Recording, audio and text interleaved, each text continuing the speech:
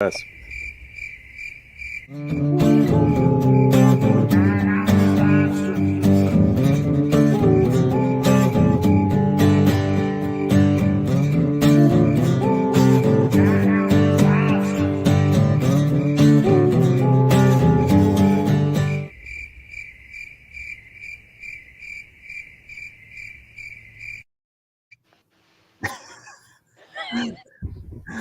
I like it's over. Sorry. I like the crickets in the background too, just to remind you it's nighttime. Indeed. Oh, dude, we haven't gotten together in a long time, man. This is nice. For Nice to sure. see you guys. What's going on, fellas? So welcome to the Night Owls Livestream, everyone. I'm a dude in the Nerdery, and let me introduce the rest of our distinguished guests. We have Josh Wallen in the Cap Cave. What up, dude? Good evening. How is it going, fellas? Good. Good, man. Excellent. Good to see you. Good to see And then you. we got Denny. What up, dude? I just powered up with a Lenny and Larry's cookie, so just give me two and I'm just finishing that up. Sorry. What's Sounds that? delicious. A Lenny and Larry's protein cookie. Oh, Those are good, man. I like the white chocolate macadamia nut. That's my favorite one out of the group. Snickerdoodle's pretty solid too. But I bring those with me when I travel because I like that they're a vegan cookie and it's a good meal replacement. Like if you're stuck in a pinch. Yeah, they're filling. They're actually very filling. Some if I have to get up because there's sometimes I got to get up at 5 and there's just nowhere to eat. When you're in a hotel, so I'll just crush one of those in the morning and chug a couple bottles of water and that'll be my my breakfast. Now, random question: did you notice when you first used one of those or ate one of those that it only gives you the serving size for half? It gives you on the package, it gives you the protein for the whole cookie, but on the back it shows you the half serving. So you had half cookie is like 260 or whatever, right? And then it's like what 340 maybe. Yeah. Well, it's a full meal replacement. Pretty much, yeah. I'm sure this is what everyone tuned into is the vegan protein cookie talk. All right. That's tomorrow morning. Tomorrow morning. Yeah. What am I doing? I'm on the wrong stream. Crap. Scuba Pete was first in. What's up, buddy? Good to see you. Scuba Pete. Darth Muzza. Good day, Darth. Brian Myers, thanks for hopping in, man. How are you, dude? Guys, fellas. People saying hi to each other. We got Rick from Left Coast. What up, Rick? G-Force. What's up? G-Force. So tonight, AJ's going to be a little bit behind. He had an event he's attending. Oh, Fabulous just jumped in. What's up, dude? Thanks for hanging out. So we're going to wait for AJ for about another probably, I think, 20, 30 minutes. He's on his way back from an event. And Dan actually Dan came up with a spreadsheet. So he's team spreadsheet tonight. And we're going to look at and evaluate all the major toy lines, Legends, Black Series, McFarlane DC, wrestling, Transformers, G.I. Joe, everything we can think of that we can fit in a reasonable amount of time. And, look at price, availability, quality, sculpt, articulation, and on. And just kind of see if we can come up with the right algorithm that shows which line is the most valuable in 2022. There's a lot of good things, and then there's a lot of frustrating things. And I think we're going to try to do this in a subjective manner, as well as objective, I'm sure. So are we sourcing feedback from the viewers? Absolutely. Yeah, no. Yeah, man. Yeah, you got to have feedback, man. The more brains you have, the better, right? That's what and that was part of why I was kind of interested to do this, because I wanted to see.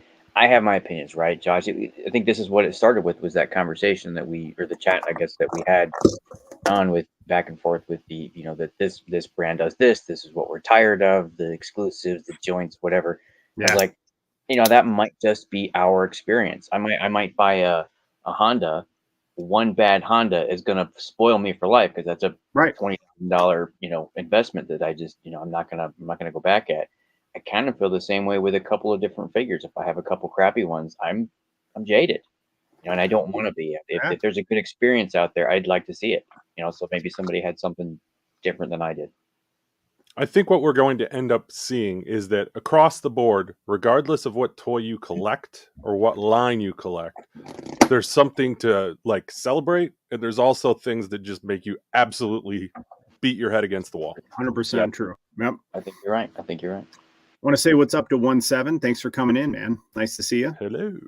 All right, people saying hi to each other. Yeah, and I think for me, you know, it was one of those things where I just kept blindly buying Hasbro stuff. I would blindly buy the 7 figures in a wave to do the Build-A-Figure. Even 2 or 3 of those figures were just throwaways. Like I didn't even want them, right? But I wanted the Build-A-Figure, or I was being a completionist. And the frustration had been bubbling, but the Black Chrysanthemum, I think, was such a sentinel event for me. It totally opened my eyes to what I was doing. And it's almost like you're in an abusive relationship. And I ended up, I've canceled over $750 in pre-orders and returned. Well, I canceled about 600 pre-orders and I returned another 115 figures after that. Yeah, man. And I found, you know, having a little rebound fling with McFarlane, and I'm really enjoying it so far. So we'll get into that. But Luke is here. Nathan's here. What's up, dude? What up, Nate? Got to hang out with Nate last night. We were making some offerings to the toy gods. So that was a lot of fun. Opening a bunch of stuff. You guys were having a blast. Yeah, it's fun, man, dude. It's way more fun doing that with others than by yourself in the basement. That was for sure. And it's cool seeing what other people open and sharing the joy together. It was cool. I don't think I've ever seen Eric. Was it Eric Brown? Is that who? Yeah, Eric. Yeah. Yeah. Pretty cool guy. Yeah, man. Eric's a good dude. I'm glad he's hanging out with us. Really good guy. Sure. And he's a fellow Chicagoan, so it's always good to have the Chicago people on, representing my Bulls hat tonight. So, would you guys want to show us what you picked up first, and then while we wait for AJ, and then after that we'll get into the meat of the content here. Yeah, man, I got a ton of stuff. All right, let's see it. So I'm going to probably be opening things up like all throughout the show because I've just got the pile of shame is getting to the point because we've been off for a few weeks where we just got it. We got to get through stuff. But first, look at this pile here of figures. It's ridiculous, isn't it? Piles. Yeah, dude. I need time and energy to sort. Tomorrow morning we will be hanging out over on it's on Dino's channel? It's on Geek Strong, yeah, sorry. All right. So over on Geek Strong, we're gonna be hanging out talking about weight loss and 3D printing. Whoa. So for examples, to go over how to do FDM printing and resin printing. Tune in tomorrow and we're going to talk about that. So if you guys have any questions about 3D printing, it'll be super exciting. 9:30 Eastern? Yes. All right. Bring your own protein pancakes, y'all. All right. So. Or vegan protein cookies. Or cookies. What's in there? Oh, is that Miles? It is Miles. Indeed. Whoa. So this arrived this week from GameStop. Ooh, now what kind of Miles is that? So this is a Sentinel Miles. What does that mean? That's the company that makes it. It's called Sentinel. Okay. This is a GameStop exclusive. So let's just get into it because if you're not sure what it is. Yeah, I've never heard of that. I think you will be excited. So this is a $80 figure, I think. Ooh. Something $89.99. It was on, they had it in stock this week at GameStop, and I cashed out a bunch of reward certificates and I got it down to like 62. But this is like a higher end, similar to like an SH Fig Arts or Mayfex. Mm-hmm. So this is what 1/6 scale or 1/12 scale. Sorry. Yeah. So he's a little bit smaller than your average Spider-Man. I think he's slightly smaller than the Hasbro Miles. But let me see if I can get this lid off. So he's a grower, not a shower. Yes, that is correct. And you can see all of the all of the accessories that come with him. So nice. He's got the he's got the Jordans. Nice. Those high tops, man. And then he's got the Miles itself, and then he's got the hoodie and the shorts to go along with it. Wow. Masked and unmasked heads. I'll tell you, I've really been enjoying the Miles Morales on the PS5. Yeah, and then so he's got these little. A lot of fun. A lot of fun. For the alternate hands. Let's see if I can get this out here. It's got a little spray can. Huh. So you can make it look like he's tagging. That's great. And I thought there was one more. Interesting that they went out of their way to put the finger on the spray nozzle instead of just making it, generic accessory with an open hand. Right? Very exactly. Detailed. And then there's one more I thought where he was holding a phone, perhaps. But I don't see that. Maybe I was mistaken.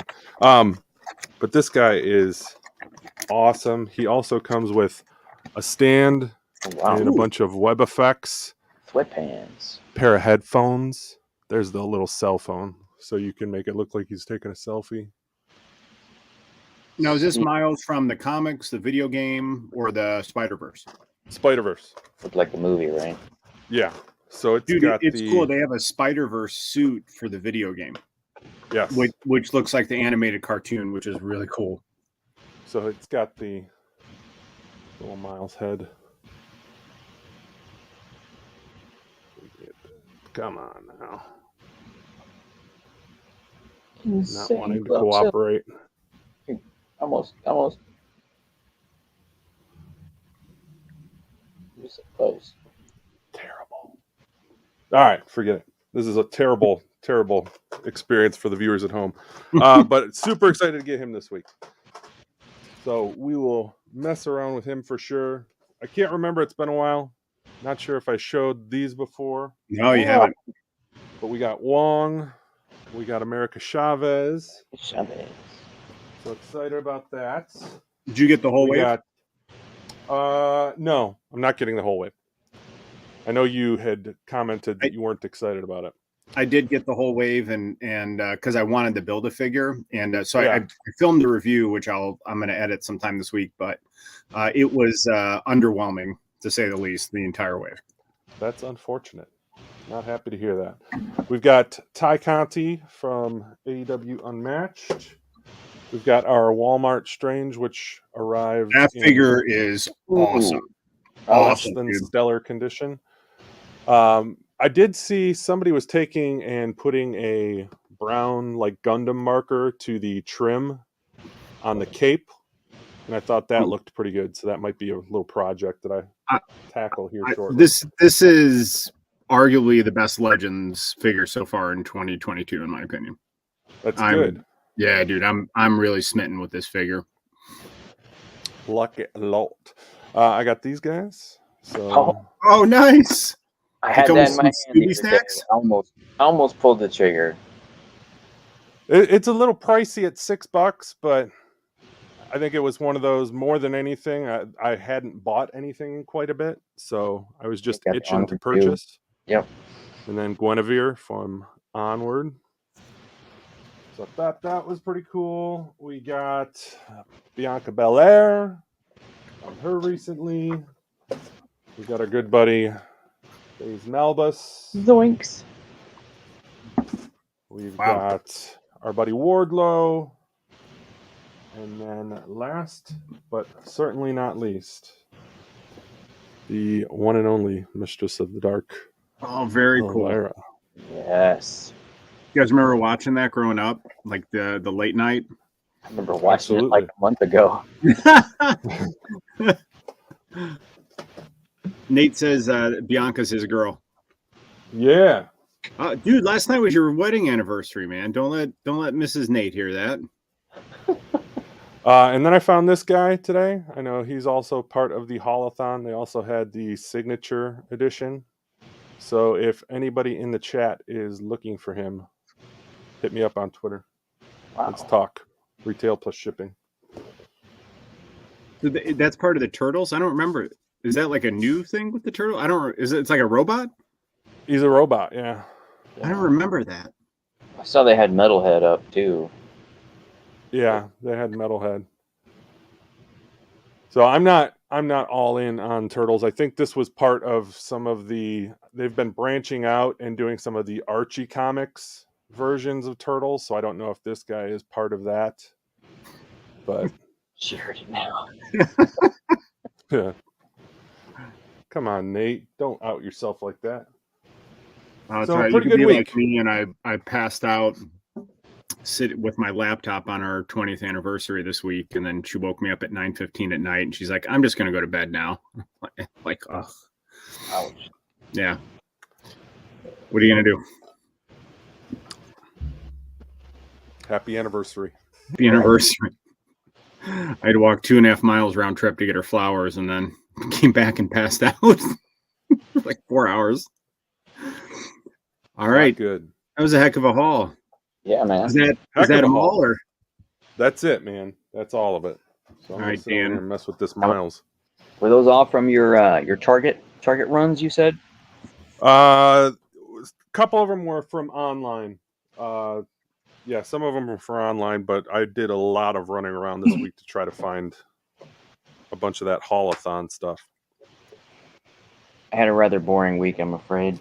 It wasn't that I got. A lot of it was some doubles that I wanted to pick up that were on clearance, and I did manage to catch. I'm not going to haul them out because you've all seen them, but did you see that Dorkside dropped the Eternals at $9.99? No, I didn't. Did you get them? I did. I got the whole wave. Unfortunately, and no ding on them because I'm sure they'll fix it, but they sent me 2 Makaris instead of a Kingo. So I opened it up. I don't even know which one's which.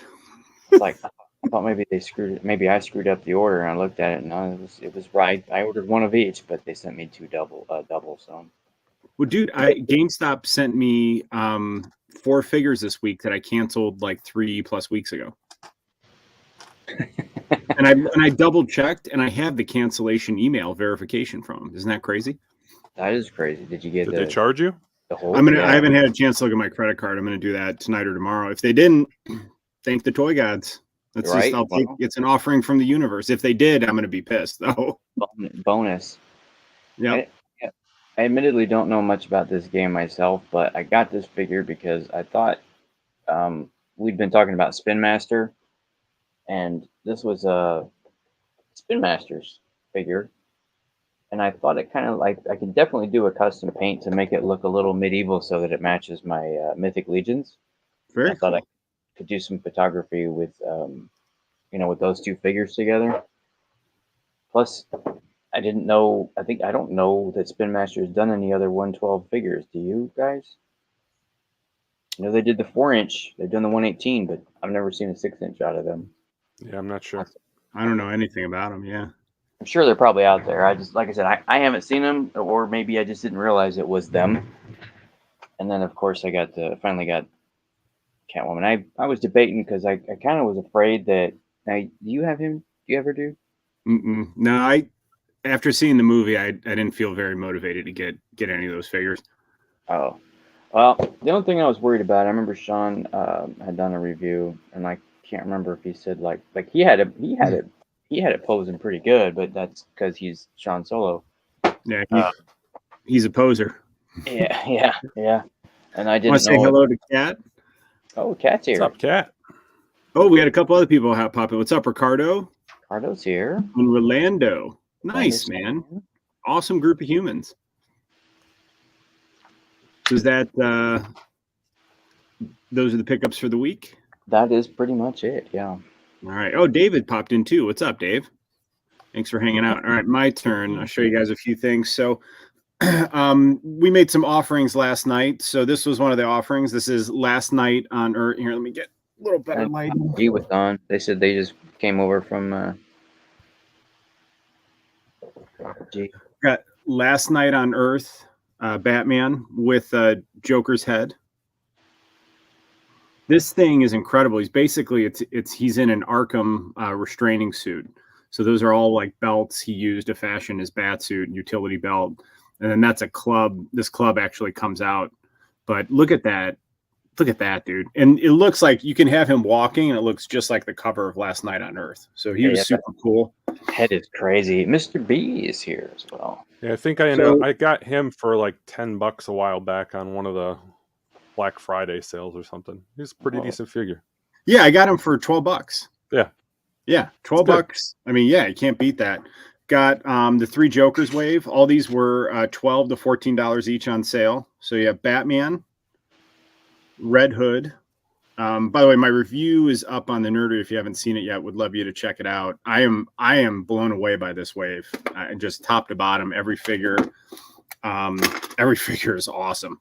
Batgirl, it might be one of the best female action figures I've ever had. She is super posable and balances well. Just looks awesome. And then we got 2 different Jokers. We have the Criminal Joker. And then the Comedian Joker. Look at that, dude. That's the one I like, yeah. Yeah, dude, they're so cool. So if you've read the 3 Jokers, there is a 3rd Joker. I'm sorry, this is the Clown Joker. The Comedian Joker must have released separately in another wave, and it's like $40-$50 on eBay. So that'll be on my wish list. I'll try to hunt that one down. It's an exclusive, isn't it? Yeah, it must have been an exclusive. It was before. I've only been collecting McFarlane for 3 weeks. So, well, that one just recently came out. That wave is pretty recent. Yeah, this wave is pretty new. And then I finally was able to grab. We got Symbiote Spidey. So I filmed a review of this wave today. This figure is awesome. Ben Reilly, awesome. I was able to get him posed crouched like this. I've never been able to get any Marvel Legends posed like I was able to do with these 2 today. Had a lot of fun with them. And then Josh, it's your fault. I had to buy one for the wall and then one to open. But there you go. This figure is probably has potential to be in the top 10 list for this year. It's really good, isn't it? It's so much better than I expected. It's such a cool figure. The level of detail in the suit and the armor pieces. It just the way that the black armor, the way that because a lot of times with Legends figures it's just painted, but the black portion of his armor has different gradients to it and patterns in it, and then the way that the chrome shines looks really cool. I've seen people are going and they're doing chrome pen on the armor as well. I think it looks cool. And then I got a few other things, so bear with me here. We got the Joker from Last Night on Earth. I'm sorry, from Dark Knight Returns. Yep. Which, by the way, if you haven't seen it yet, the animated movie, the 2-part animated movie, is on HBO Max, and it is definitely worth watching. So we got the Joker. We got Robin, which probably wouldn't have got her, but I got her for $12. So I thought that was fair, but I really got her for the Build a Horse piece. And then we got this Superman, and I'm not going to collect Superman, except I really like this one because they did this. They really make you hate Superman in the comic, in the cartoon. And I just want to have him so Batman can beat the crap out of him, posed in my forthcoming Batcave display. But I think they really nailed how big of a douche Superman is in that movie. And then I got a couple others.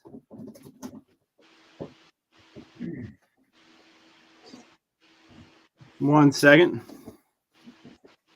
I'll put these to the side over here. You need to put an under construction sign on that detail shelf. Yeah, dude, it's gotten bad. It's gotten bad. So pick this up for $15 off Amazon. Thanks to Dave's Dimension for the heads up. But dude, this thing is incredible for $15. It's gonna look awesome in the Batcave. Yeah, I'm excited to see. Dave's in the middle of doing a custom. I think he said it was going to be 3 parts. Last I checked, he had released part 1. I don't know if he's done part 2 or 3 yet. I've been out of the bubble a little bit, but you guys go check out Dave's Dimensions channel for that. So we got a Batman Azrael 2-pack, and it comes with 3 swords, 2 sword sheaths, 2 figures, and then this massive flame effect that you can see here across the bottom. And it was $30 on Amazon for all that. Now compare that to the $55 for the Doc Ock repack with a silk repaint. $30 versus 55. You like, I'm amazed by the value that I'm getting for these figures. Well, but you're kind of you're burying the lead there, because that Azrael's been released multiple times by McFarlane, so it's technically a repaint as well. It is, but again, it's $30 versus $55, and you get the flame effects, which they can stand on. So I've been looking for the gold version of this figure, and it's coming in about $35-$40. I got lucky and won this on eBay for $20 with shipping. So the gold label version has the gold goggles, and I think there's some more gold like on the belt than the regular version. But was pretty stoked for that, and then picked up this for $17 off eBay as well, including shipping. So I really like the kind of off-white bone color armor, and then the 2 axes. So are those axes for Batman, or are those for the Build-A-Figure? They are for the Batman. Okay. They are for the Batman. So and then this is the Build-A-Figure on the back. Oh, gotcha.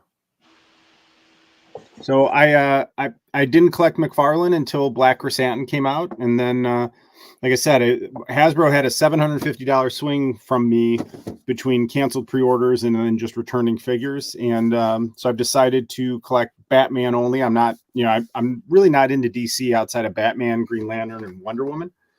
And to be honest, I'm really into Wonder Woman just because of Linda Carter historically, because she's the GOAT. But yeah, man, it kind of opened up a whole new door for me, and I'm glad it did, because I'm very much enjoying these Batman figures. And I'll show you one last thing. This was an offering I made last night on our live stream. So this is the heavy metal Batman with the heavy metal Bat Cycle, and so combined, this was $25 for the Bat Cycle and the Batman off Amazon. $25 for this. Wheels move. But, if you think about that, that's basically one Hasbro figure right now. And the other thing that's really cool about this is, we always talk about how we want soft goods, and I do agree, but the way that they do their rubberish hard goods is they're very pliable and soft so that they move. They're not heavy, so they don't topple the figure over.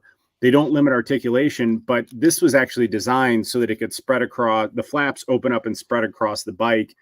And when we break down the different figures, one of the frustrations I have with Hasbro is it seems like whoever designs the cape or the accessory aren't the same people that are picking out the hands or the sculpt, because it feels a lot of times like they don't go together. Like they're not designed to go together.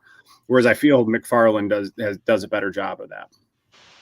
And again, I think I've only opened 8 or 9 McFarlane figures so far, but I've been super impressed with all the ones I've opened. I'm really happy that you're happy. Josh isn't old yet.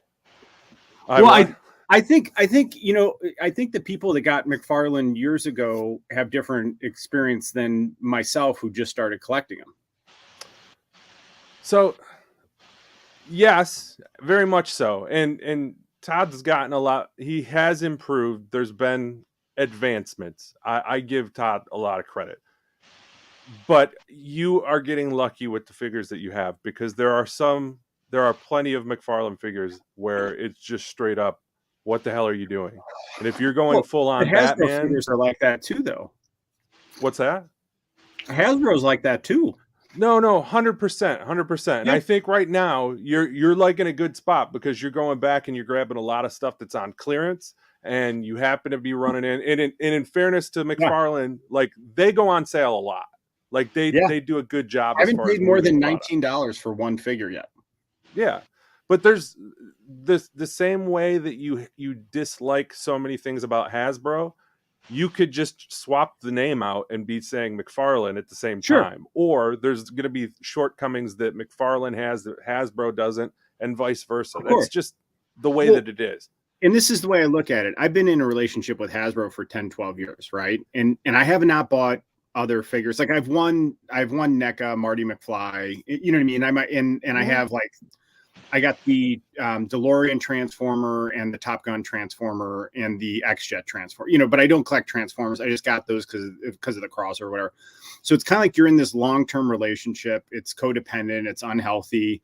And then something happens where it kind of snaps you out of it. And McFarlane has been like my hot rebound right now. You know what I mean? Sure. It's like, it's like you're dating a brunette with, and now all of a sudden you're dating a redhead and she's got. I suggest you just drop this analogy right now. Let's skip to the. But you know what I'm saying? It's totally like what it is. It's like it's all the things you didn't like about your prior relationship are kind of what you focus on with the prior relationship, and then you get into the new relationship and you're just focusing on all the good things and the positive because it's just the newness of it, right? And I guess, to be honest, like all the McFarlane figures I've got pose well, they articulate well.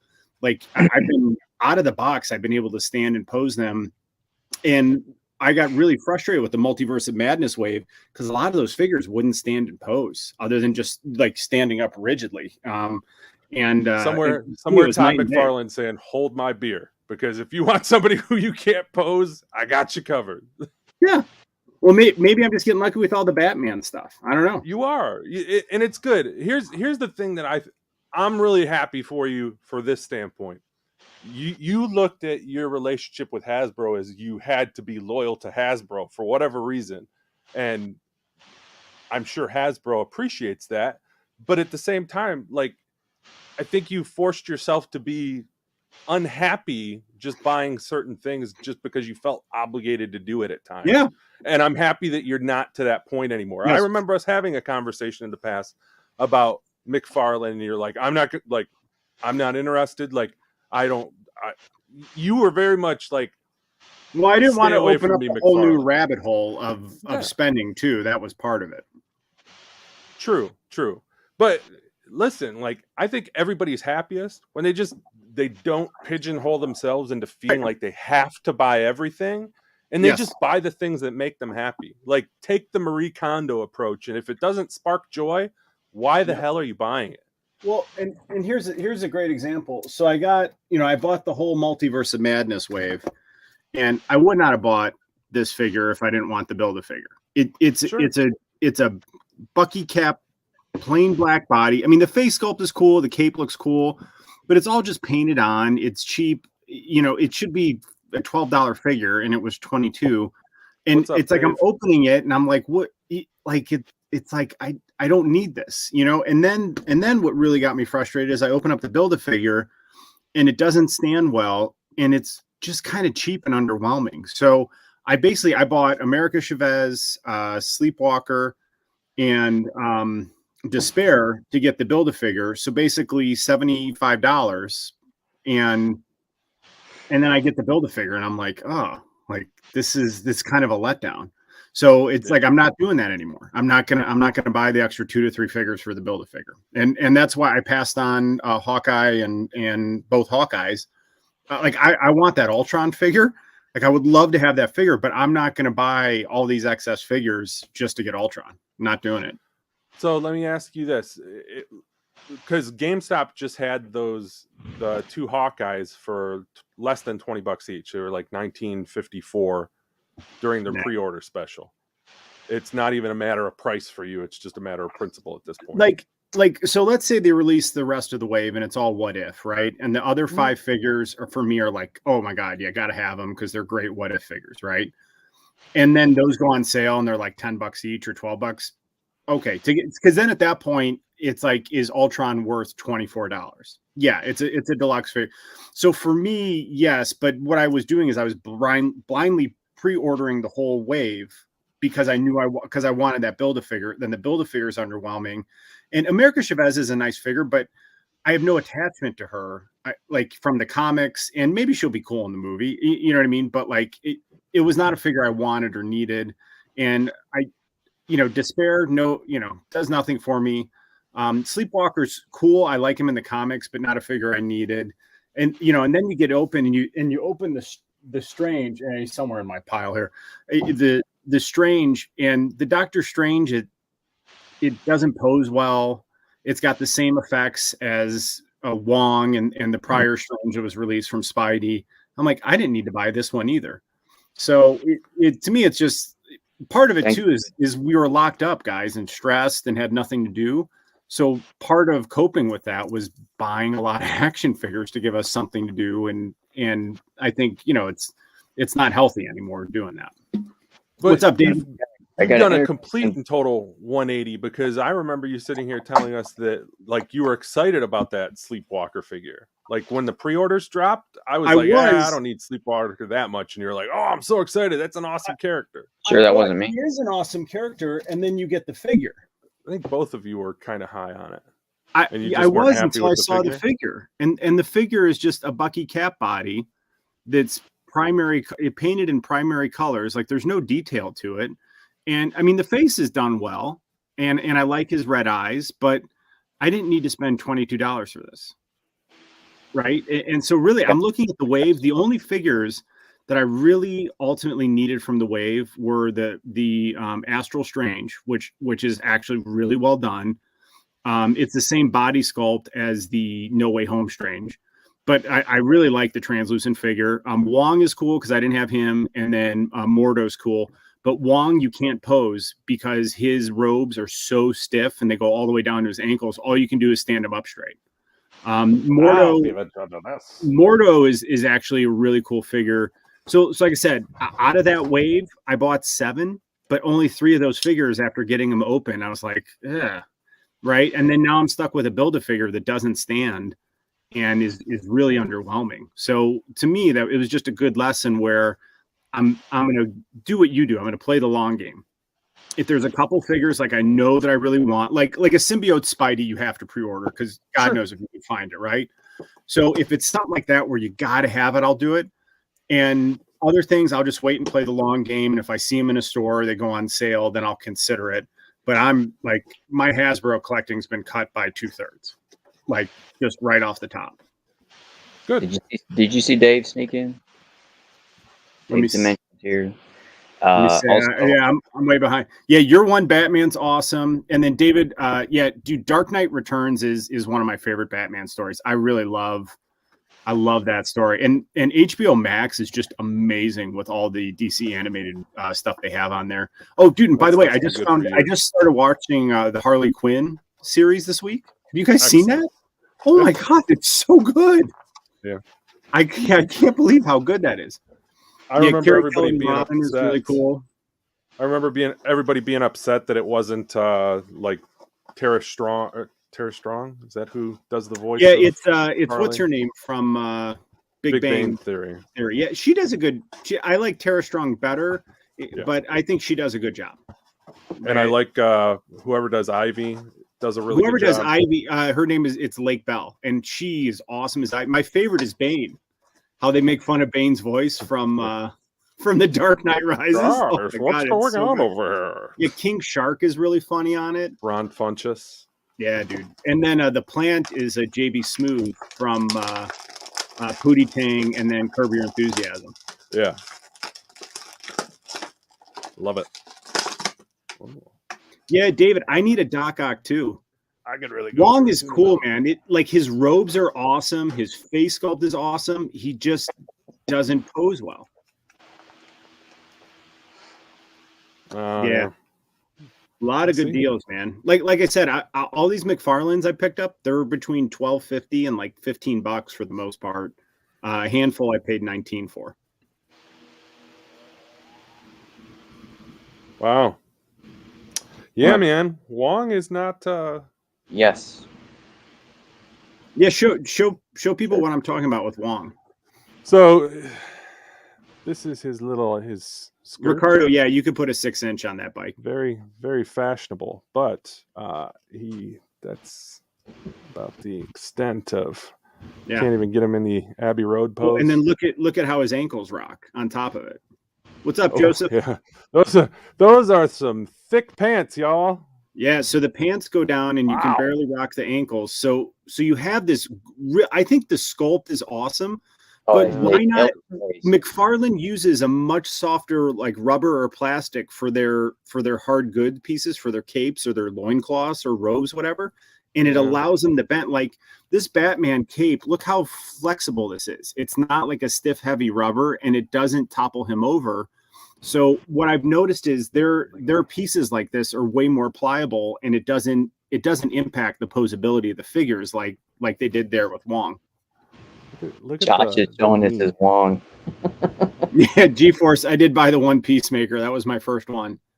but that one was just because I love that show so much. Yeah. Well, I'm happy to have Wong, but I would agree this figure is pretty trash. It's pretty frustrating when you open that up, man. I was really disappointed. Yeah. He looks they cool. They gave him a nice neck joint though. That sculpt's on point. David, I hope you have doves apiece on those guns. You better have doves apiece on those guns. Nice. You got the Swamp Thing. Yeah, I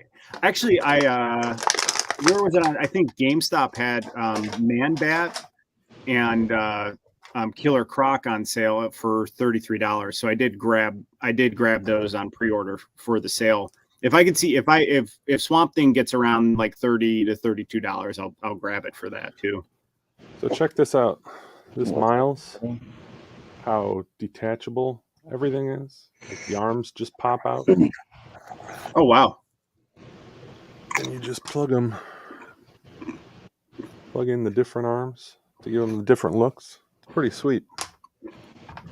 I'm digging this so far. Fabulous the same. I totally burned out on that. Like this week, I really wanted to get that Baron Zemo, Walgreens exclusive, and it was long gone. Yeah. Really frustrating, man. I really wanted that Zemo.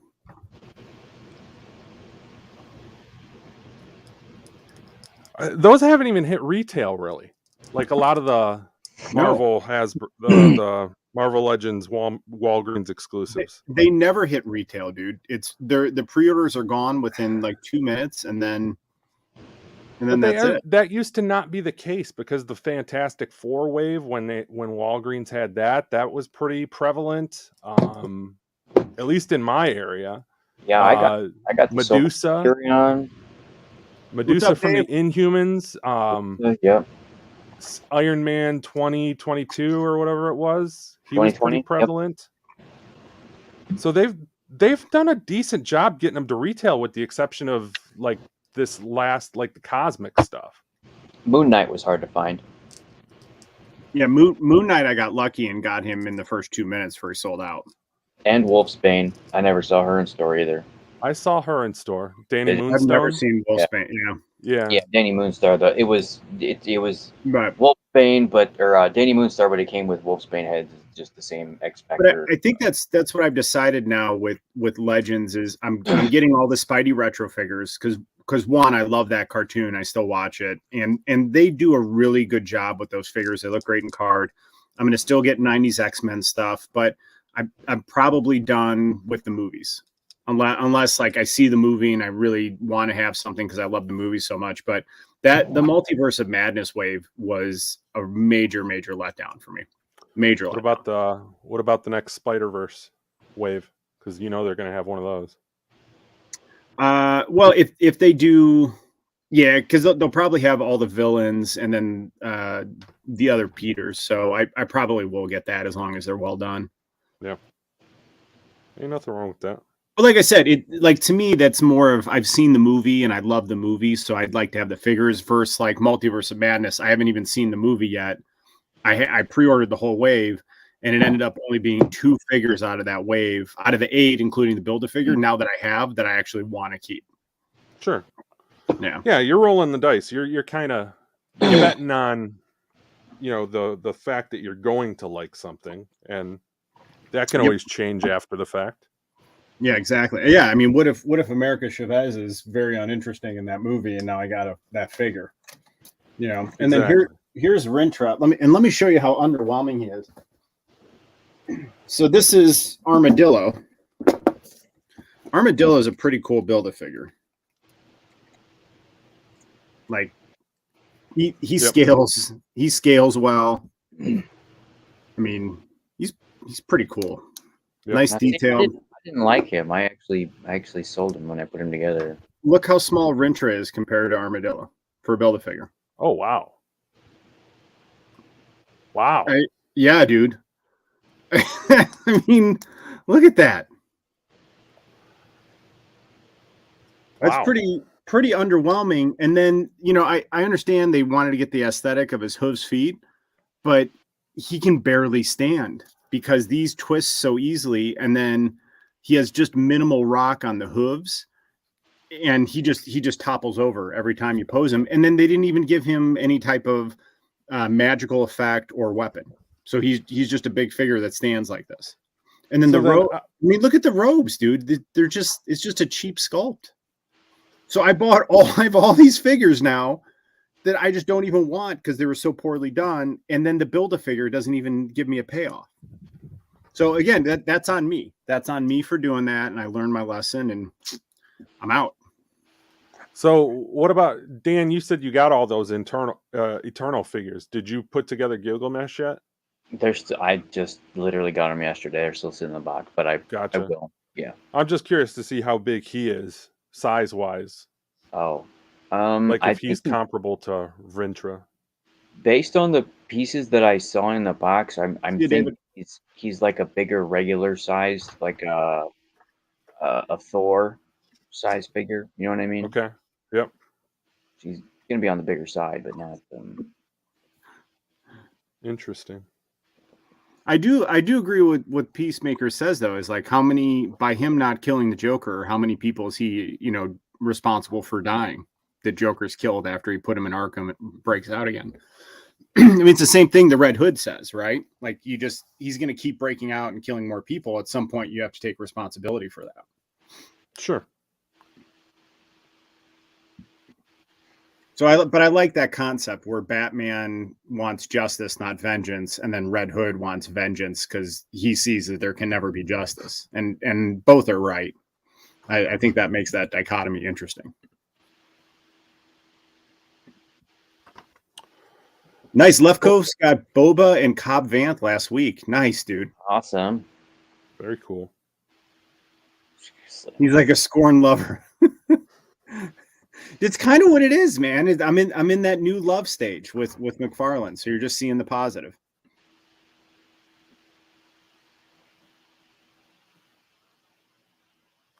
No, that's not true. Not true at all. Oh, that's a cool idea to paint that cycle in Star Wars colors. Yeah, it could definitely have a Star Wars vibe to it. Dude, open it now, Dave. Open it. Seriously, open it and tell me if I'm off base.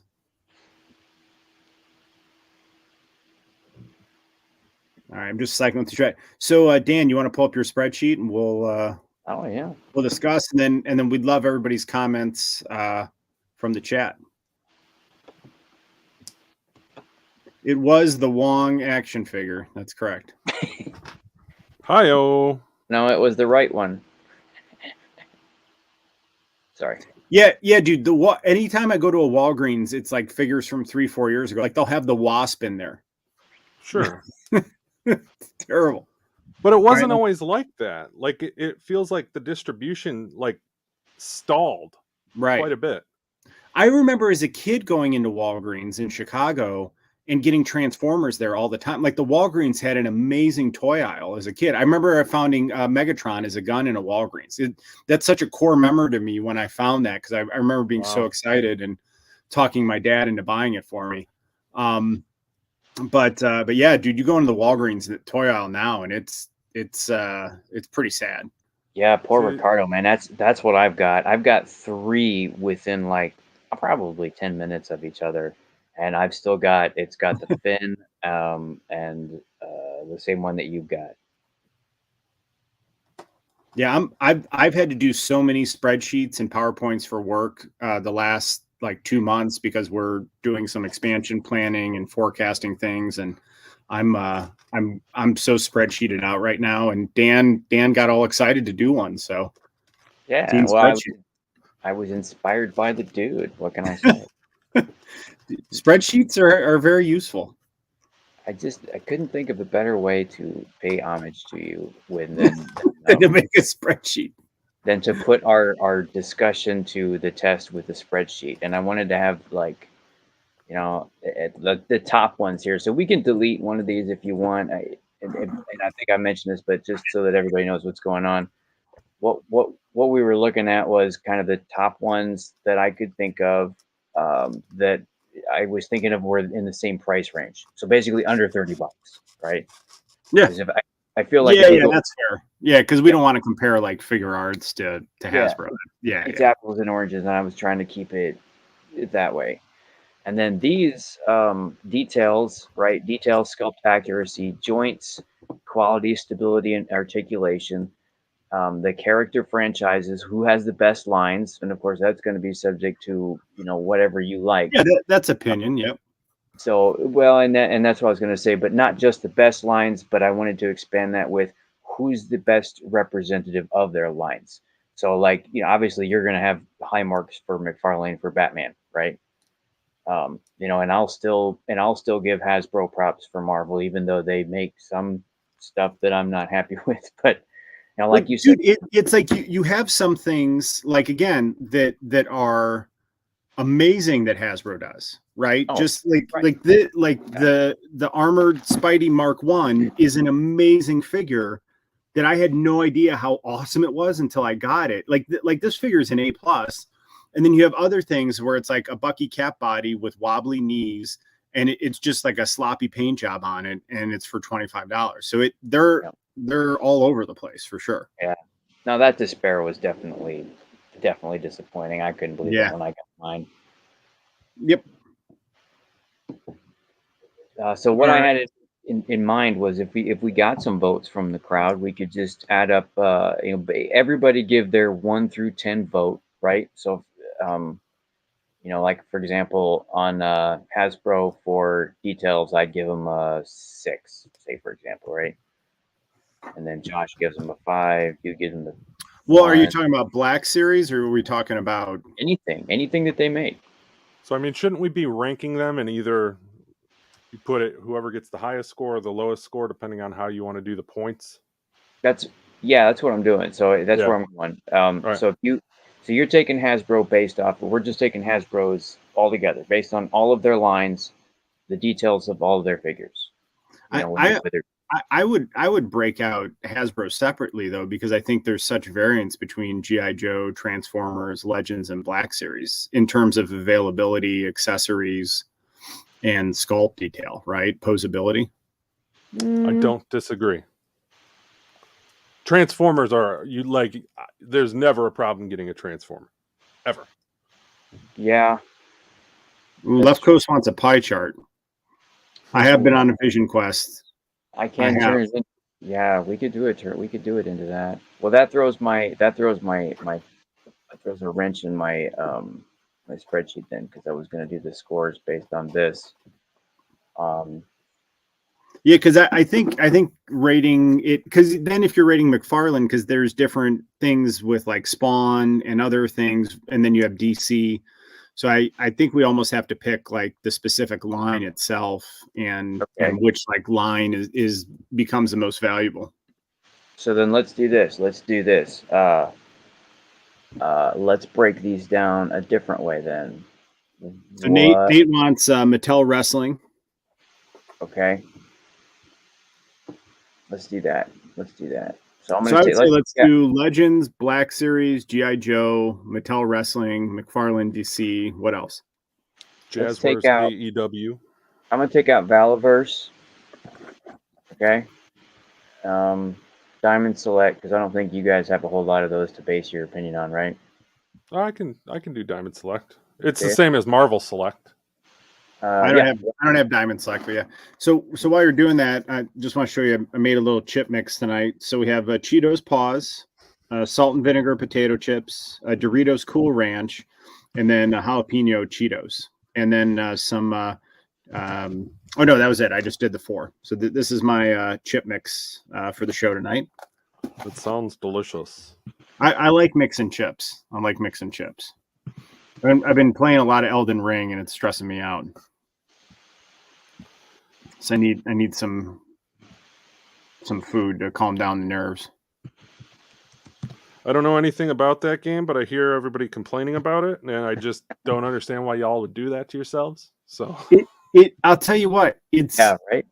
I really enjoy it, but I have no idea what I'm doing and what's going on because it is so complicated and there's no explanations in the game for what you're doing. So it's like it's a lot of trial and error and then dying, and then you got to Google it and then be like, oh, okay, this is what you do. And then it's like if you want to do magic, you have to do all these things in order to find a staff, and then so it's an amazing game and it's fun, but it takes forever to figure out what's. I'm 15 hours in. I'm at level 35, and I've completed 0% of the game. It says I don't even know what I'm doing, but it's fun to run around and explore. So it's life, is what you're saying, dude. It's just like the game of life. Interesting yet painful. Yeah, absolutely.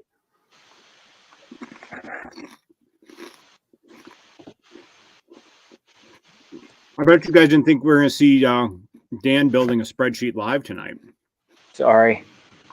I would have signed up for the Dio build, but I wouldn't have put money on Dan building the spreadsheet this evening. I've been asking Dan to do the Dio build. Well, here I'll show you guys something cool. So while Dan's doing that, so the first display I ever built was up in my office, and in my office I have a closet because the office is on the first floor off the garage. Technically, it's a bedroom, and in the closet there, I built my '90s X-Men display and have a poster and LED lights. So I retired that display, took down the poster, and because I'm going to do a '90s X-Men down here with the Sentinel, and then once I get Galactus, I'm going to do them together and do a Fantastic Four build. But I took everything down, cleaned it out, and put up the new Batman poster. And there's a little preview of the forthcoming Batcave. But that Batman poster is nice. Killer. Yeah, very cool. That looks awesome. I'll show you. Let me see. I think I got one of just the poster. Yeah. So there's the poster. So it's basically from panels of the comic of one of the comics of the Batcave. Very cool. Yep. So that will be forthcoming. I'm going to build a Batcave up there. It's fun to mix it up. And then down here, I'll have a really cool 90s X-Men display, and I'll have a whole new display up there to build and enjoy while I'm working. Look at this, Miles. Look at, you can give him tied Jordans or untied Jordans. Oh, really? Yeah. I love those Jordans, man. Those classic Jordans are awesome. That is toe articulation. Silky smooth movement. This guy moves like butter. Absolutely gorgeous. I love it. He looks amazing. So how much was that figure? This would have been a $90 figure. They had it. It was on sale. And I had some reward certificates, so I was able to get it down to $63. And after getting it in hand and everything that we're sitting here pissing and moaning about tonight, as far as our happiness and unhappiness about different toy lines, I can tell you this much. I feel that this is absolutely a $90 valued figure. Really? That's crazy. Wow. He looks amazing. Awesome. It's amazing. All the accessories, everything you get, everything that we complain about with every other toy line, like I don't know what else they possibly could have put in this package. The only complaint I can see anyone having is the fact that the wrists do not break at all. They're static posed, but they give you so many different hands and so many different looks to it. It really doesn't. Well, I really like that there's a web effect that looks like it was made to go on the hand. You know what I mean? Like that. That's really so. This cool. this is the hand itself. So the hand is like that, but they also give you an extra web, which I got to figure out how the heck this one I like those kind of hand effects now that like Hasbro did Miles with the lightning hands. It looks so much better than like the clip-on thing that doesn't stay on right. Yeah. I like it when it's part of the hand like that. Yeah. But then right, Dan, you can spreadsheet also ready? I think so, man. What else? Just tell me what else I need to add in here if you have another breakdown. I can barely read it.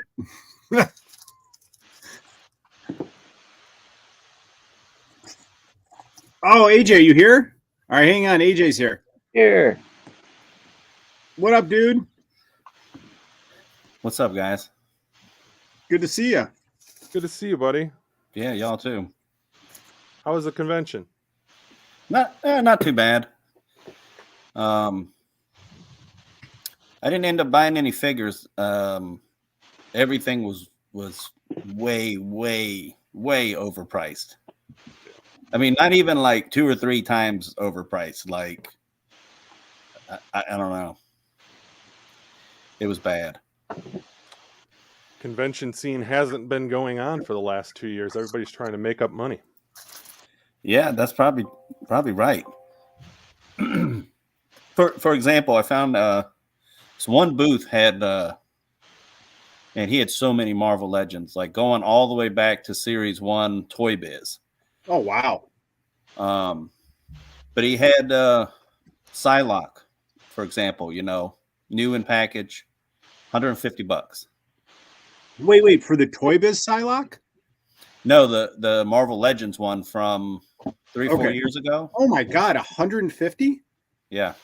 See, I wanted that figure, but it was like it used to be like $50-$60. So I got the Marvel Select Psylocke, which scales at 7-inch, but she's a much better figure anyways. And I just put her in the back of the 90s X-Men display. Right. Yeah, I mean, what else was it? Blade, Marvel Legends, Hasbro Blade, 125. Woo! What else did he have?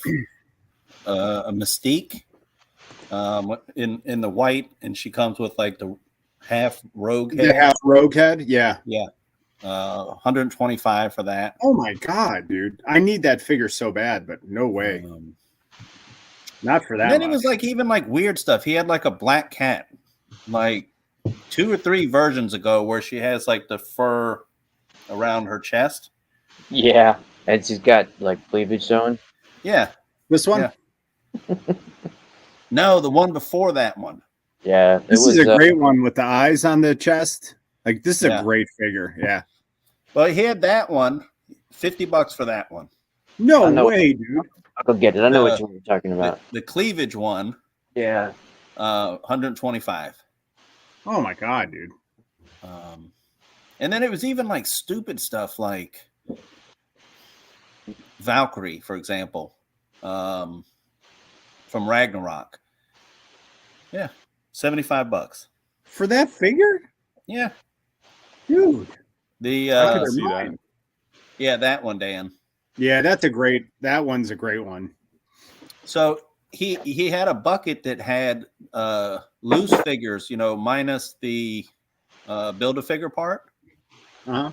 He had that black cat there loose for $50. Like the guy just didn't want to sell any figures. Sounds so like it. I went by there multiple times, and the only figure that I saw that actually sold was the Blade. Everything else was still there. Do you guys ever wonder? So, like, my wife and I will go to like antique stores, whenever we're out traveling, and so like we frequent some places in Chicago quite a bit, and I always go in there, and there's always booths where like I'll hey, will they take this much for this? And it's like, no, they won't take that much. And I literally go to Chicago, like maybe when I was going before the pandemic, I was going probably twice a year, and I would see the same stuff for years, and I'd constantly, hey, will they take anything lower? And at some point you just ask yourself, do these people even want to sell their stuff? Or are they just like renting this place and that's where they keep their collection? Because it always feels like everything is so out of priced and what they feel that they're going to get for it, and they sit on it for years. And it's like, why do you have a booth when you're not even selling stuff? Right. Yep. Right. What this dude paid for the booth space, right? Exactly. Right. Exactly. The space at the convention, he had like a double booth, basically.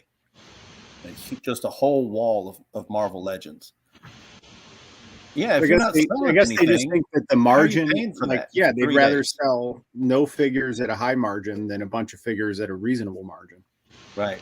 Here's a question: do the conventions charge per sale, so maybe like they have to up it.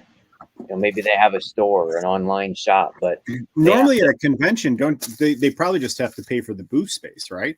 That's what They I have thought. to rent Yeah. the booth space. Yes. I don't know, man, because I used to go to auctions and they would take a chunk of your profits.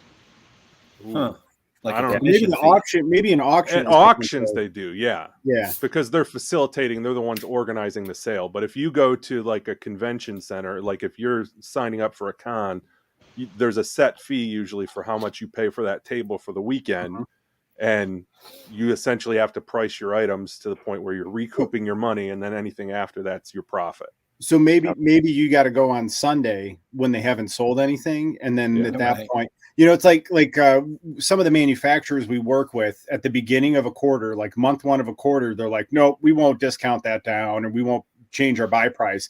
The last 3 weeks of the quarter, they're just like, we'll give what do you they'll literally sell it for anything, and we're always like, if you would just discount stuff at the first 2 months and week of a quarter, you wouldn't have to just whore it out the last 3 weeks to hit your number.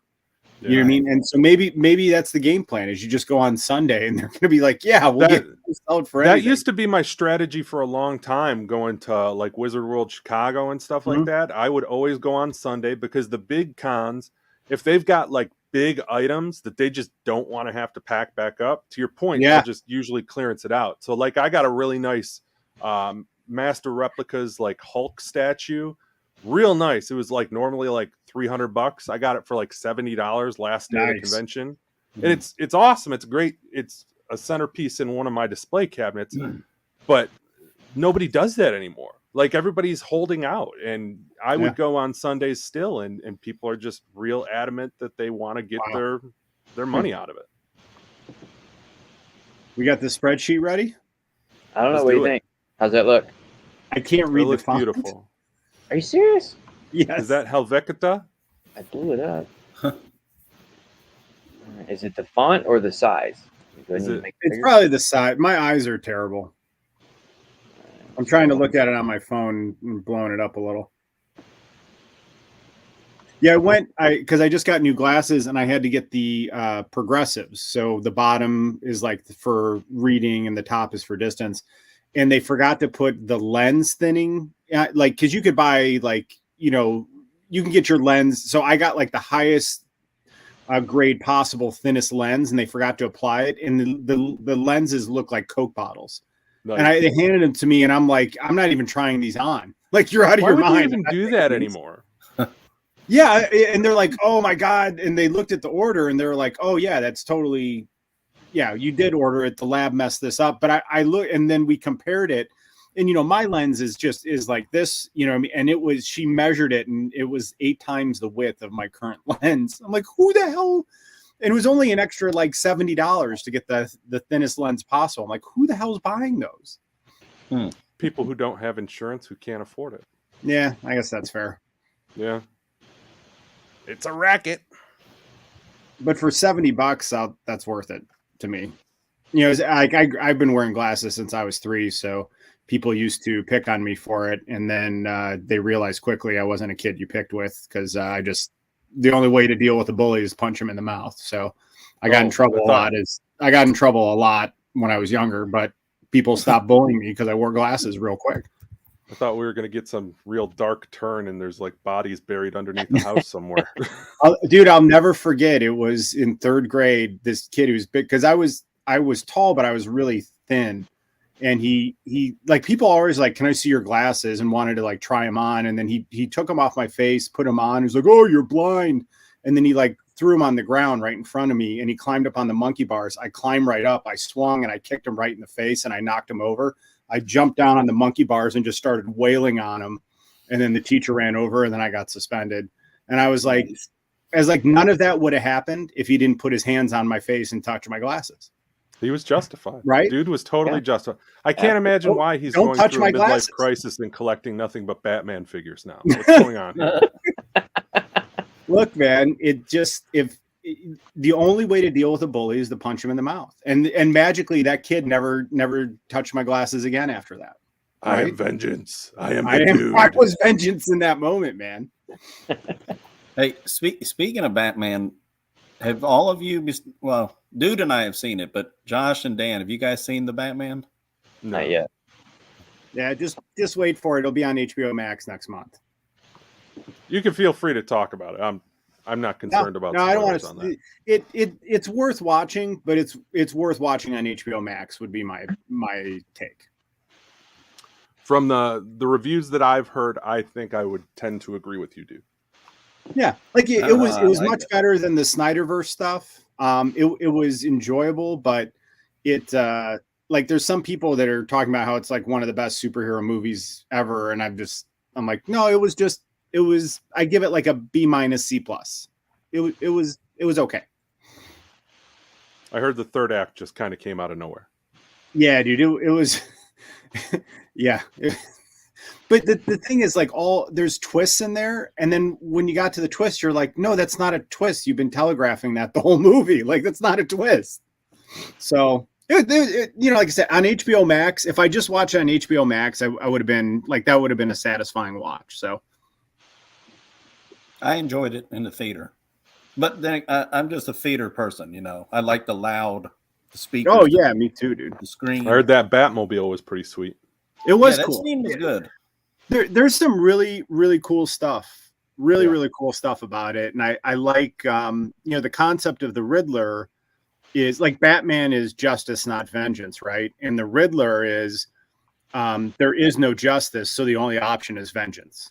And the dichotomy, I think that's really interesting because the Riddler is right. I mean, there is no justice, so you have to take the only option is vengeance. And so I thought I like that, but it's like I said, it's worth watching. It's an enjoyable watch.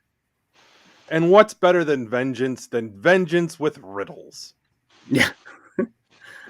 Let's have fun while we're going to avenge things. Exactly.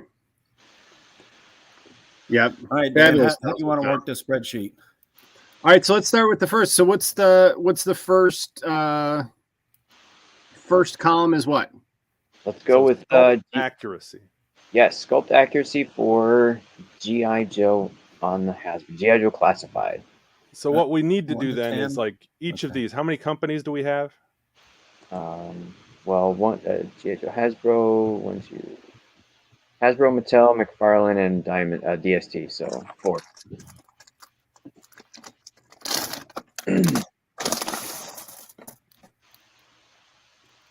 So then we should be doing.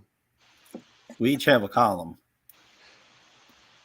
for points. So are we ranking them each? So well, I don't. Well, Dan, you can explain. We were just giving 1 to 5 value. 1 to 5. Scale of 1 to 10. I did 1 to 10, but yeah, I'd say 1 to 5 because that's easier. Does Dan have formulas built in? What's that? Did Dan have formulas built in, and Dan's spreadsheet was not prepared. Screwing the whole spreadsheet up.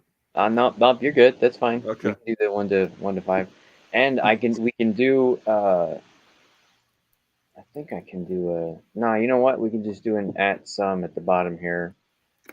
So yeah, let me just add this. Yeah. So why don't we rank like, articulation, posability, sculpt, accuracy, price, ease of finding them in a store, and then quality control. Hey, Steve. Yep. Yeah, that's what he's got. What's up, Steve-O? Yep. That's what I got. So you give me a number, and I'll add it in. So like I said, let's do 1 through 5 because it's easier to. Like 5 is an A, and then 1 is an F, right? Right.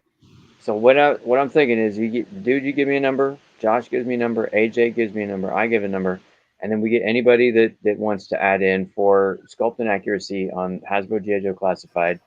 Then I add those up, right, and then divide them by the number of votes. Votes. That's a great idea. Yep. That's what their score gets. So, I think in fairness, since I don't collect some of these lines, like I won't vote on G.I. Joe just because I don't have knowledge to vote. So I'll abstain from those. But I'm interested. Like I think it's good that we all compare, though. Yeah. No, I like. All right. So let's start with the Joes. Add AEW for me. The AEW figures, because those are the same price point as the Mattels. That's a different company. Yeah. Yeah, who makes that? that? Oh, is that Jazzwares? Jazzwares. Okay, Jazzwares. Yes, thank you. Jazz hands. That too. Jeremy Padower, one of the hardest working men on Twitter. Talk about a guy who tries to listen to his fan base. Credit where it's due. Yeah, good call. Yeah, Mythic Legions. Let's do it.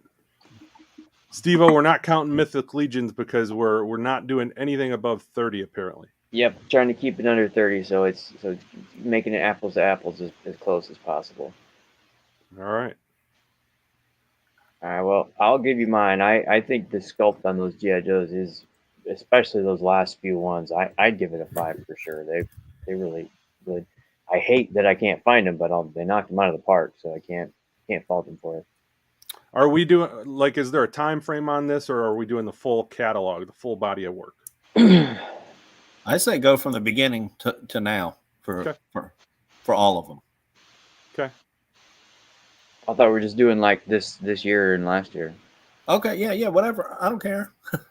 Whatever. No, I mean, you're right, but G.I. Joe's Classified's only been around since 2020. All right. I will go with a 4 for sculpt accuracy for Classified. Papa G in the house. What's up, buddy? Gee. Hey, Papa G. Dan, I'm going to go with a 4.5 for G.I. Joe. Because I was thinking in my head 9 out of 10. So there you go. That would get me there. 90%. Dude, you out on that one since... Yeah, no G.I. Joes for me. All right. G.I. Joe, though, does this count for sculpt accuracy? It's a new line. They're new interpretations of the characters. You know what I mean? For the most part. Yeah. So I'm just thinking like how well they are sculpted, Yeah. Forget accuracy in that situation for G.I. Joes. Yeah, just the sculpt itself. The sculpt itself. Or do we have that somewhere else? No, I think it's sculpt. I guess I should put how about this? Because with Star Wars, accuracy really is going to count, or the Marvel Legends. So sculpt is individual and then accuracy. So sculpt is basically how much details in the body. Is the face look realistic, right? Is it real or cool? Yeah. I'm with it. Yeah. All right, so 4.5. Cool. Yeah. So what is next? Star Wars? Yeah, okay, we can do that way. Yep. We're gonna go. Or down, did you want to go across the? Did you want to do all of G.I. Joe? Yeah, let's do it that way. That way we can have a cool joint quality stability for G.I. Joe Classified. Yep. I'm actually gonna give it a 3 because they had some disappointing ones to me. I mean, they had some good ones. Don't get me wrong, but I remember Roadblock. He took me a while to stand him up. I'm with you, buddy. I'm rated a 3 as well. That barbecue really did me dirty. Yeah, I'm gonna go. That's why I bought a smoker. 3. Right. Wise guy, eh? To me, if you have to put a figure in hot water to get his joints to move, that ruins it for me. Dude, I had to do that with half of the Legends I've opened in the last week. Really? Oh God, dude! Both Symbiote Spidey and Ben Reilly, their shoulders were frozen. I couldn't move either of their shoulders. I had to run them under hot water. Oh wow! I think that you know what though? If I have to run them under hot water for 20 seconds and then everything's fine, that's okay. Like I'm okay with that as long as it's fine once I run it under the hot water. The other thing with the Symbiote Spidey is the shoulder itself where it rolls up. It's tough to tuck it under that collarbone. Yeah. It doesn't go all the way in there right away. You got to kind of fidget with it. Well, I like the frozen column. Nice work. Beautiful. Freeze vertical pains. Yes. So what do you think? What do you think, AJ? What are you going to give it? Yeah, I'm going to go with a 3 as well. 3? All right. Well, that was an easy score. So, guys in the audience, feel free to vote too. If you guys want to vote, we'd love to include you in. Yeah, I was looking in to the totals. see. Anybody got anything down there? None yet. I'm watching chat. None yet. Oh, okay. Everyone's just saying hi to Papa Gord. Yeah, Papa G. So character franchise representation, I think that this one has improved drastically, especially given what we've seen here within the past couple of years. So I would say that they're getting where they need to be, but I'll give them a 4. 4. Yep. It's funny because I was going to say the same thing. It's a difficult call for me because that first wave with the crazy shiny armor and so far fetched from the originals, and then they kind of went retro. They started like that Alley Viper is spot on, like a modern 6-inch one. So I don't know. Yep. I'll give it a 4. Yeah, I'll go with 4 as well. Another easy. Right. I feel like we're judges at the Olympics. We should just hold up the Left Coast gave a 3 for something. Oh, was it for G.I. Joe? Yeah. Oh, cool. All right. I don't know on what though. just a 3. Just a 3. He's rating your spreadsheet. He's rating the spread. Is that what it was? Gave it a 3. But his is a 10 scale. This is Pricing, I think it's fair. I mean, I don't like the price increases that are creeping up, so I will simply say, let's go with a 4. Nothing too egregious yet, I feel. Are they still $22.99, or did they jump to $24.99 for those next ones coming out? I 22. Still 22. And I was able to get a few of the upcoming releases, like the Spirit and the Storm Shadow. I was able to get those for $20 on GameStop the other day. Okay, I'll give them a 4 then. Yeah, you can still get a deal. I'm gonna give them 5. Wow. You know what? Switch mine to 5 as well. Because you can get a deal, I think that it deserves a 5 as far as pricing. Like, what was the original price of the Baroness with the bike? Wasn't it $39.99? 39. Yeah. 39. Okay, well, comparing it to Marvel Legends prices, for example, that's a good price. And that Breaker showed up. You could get him on a deal for like $20. But was that? I think I got Breaker for $12. $12. Devil's advocate here, was that GameStop and Target that's making that pricing, or is that Hasbro?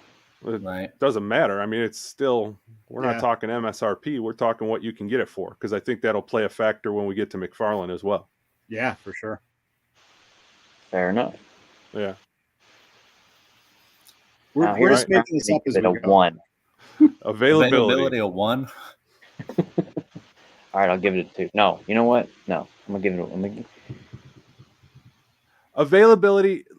So I think this is kind of like we can't really give it a fair rating because I think it's improving, but we're in the midst of the late stages of the pandemic. I don't know. I'm trying to spin something. But it is what it is, man. The rate, we got to rate each of them, right? So whatever it is, it is.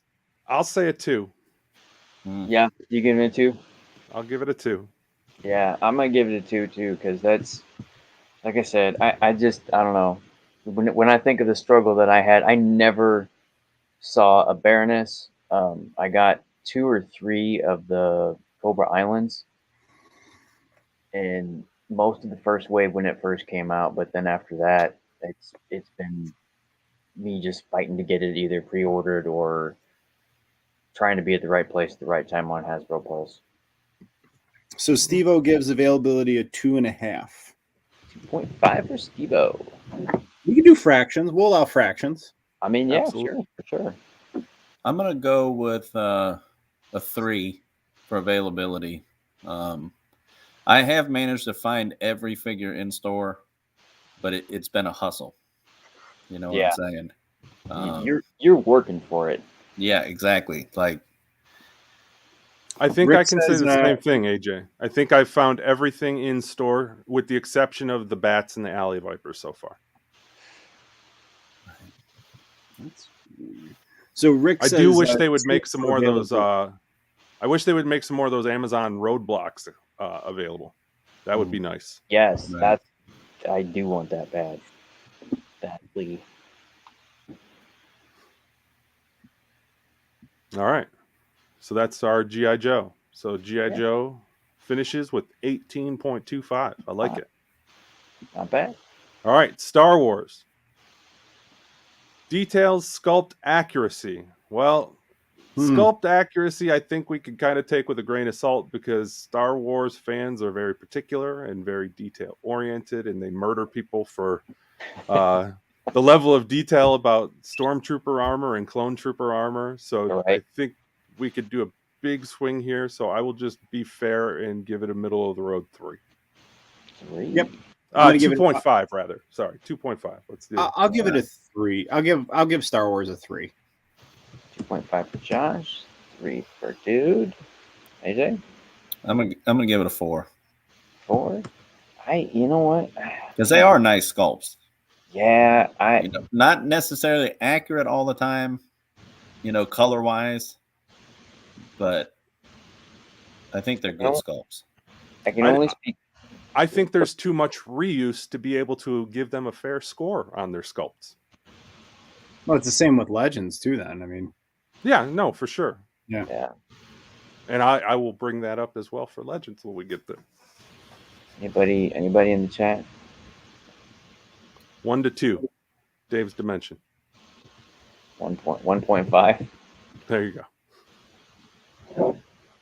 All right. Joint quality, stability, articulation. Well, 2. I'll go back with a 2.5. Yeah, I'll do 2.5 because the ones that are good are really good. It's almost like the symbiote Spidey, Ben Reilly Spidey, Armor Spidey are really good, and then you get Wong that's like a 1. So I like those. I'd give a 5. Wong, I'd give a 1. So yeah, 2.5. Are we doing Hasbro or are we doing Marvel or Star Wars? We're doing. Well, wait, which one are we doing? Star Wars. Oh, Star Wars, a 2. A 2 for Star Wars. Yeah. For joint quality. Yeah, a 2. Articulation. Yeah, the articulation on Star Wars is not great. M aren't good, Buck. M aren't good. It's weird, why is there no bicep joint on some of these Star Wars figures? That for whatever reason that drives me nuts. Yep. Yeah. Because they only release probably a quarter of their releases for the year are actually new sculpts. Right. I'm gonna go with a 3. All right. Yeah, that I just and I don't want to base it off of one figure because there is some really good ones. Like Mandalorian, I think was really pretty good. But then I'm thinking of things like the Luke with the one pin. That you like these dudes almost pop it out if you try to bend it all the way. These new Stormtroopers are awesome.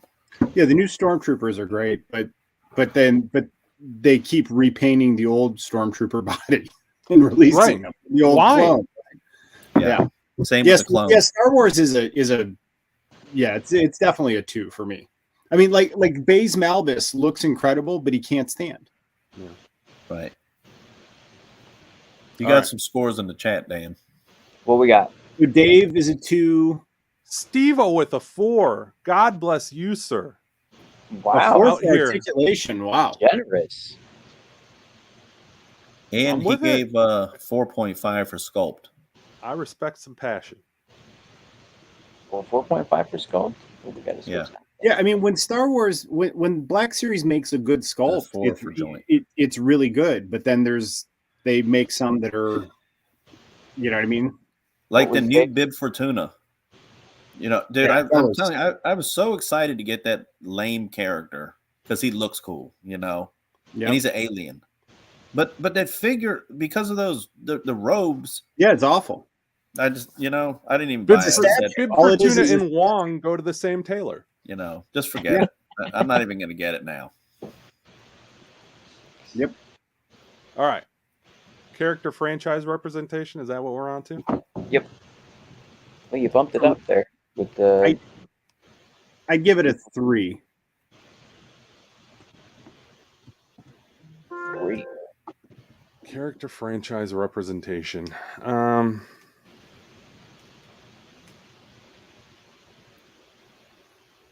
They make some boneheaded decisions. They don't show enough love to all the areas of the universe I would like to see them show some love to.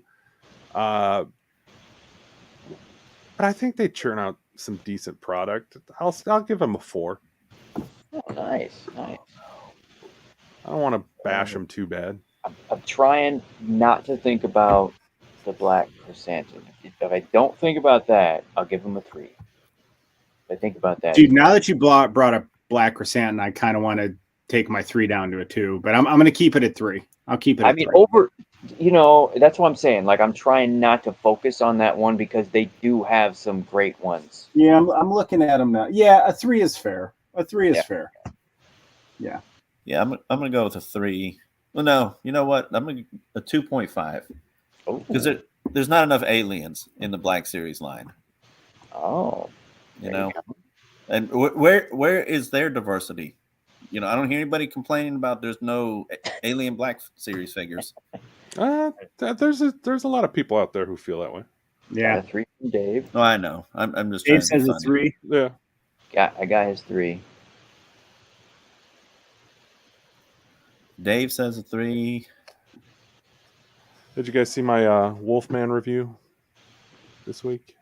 NECA's Wolfman. I have not yet. It's a great figure. Make sure you check him out. Highly encourage you to.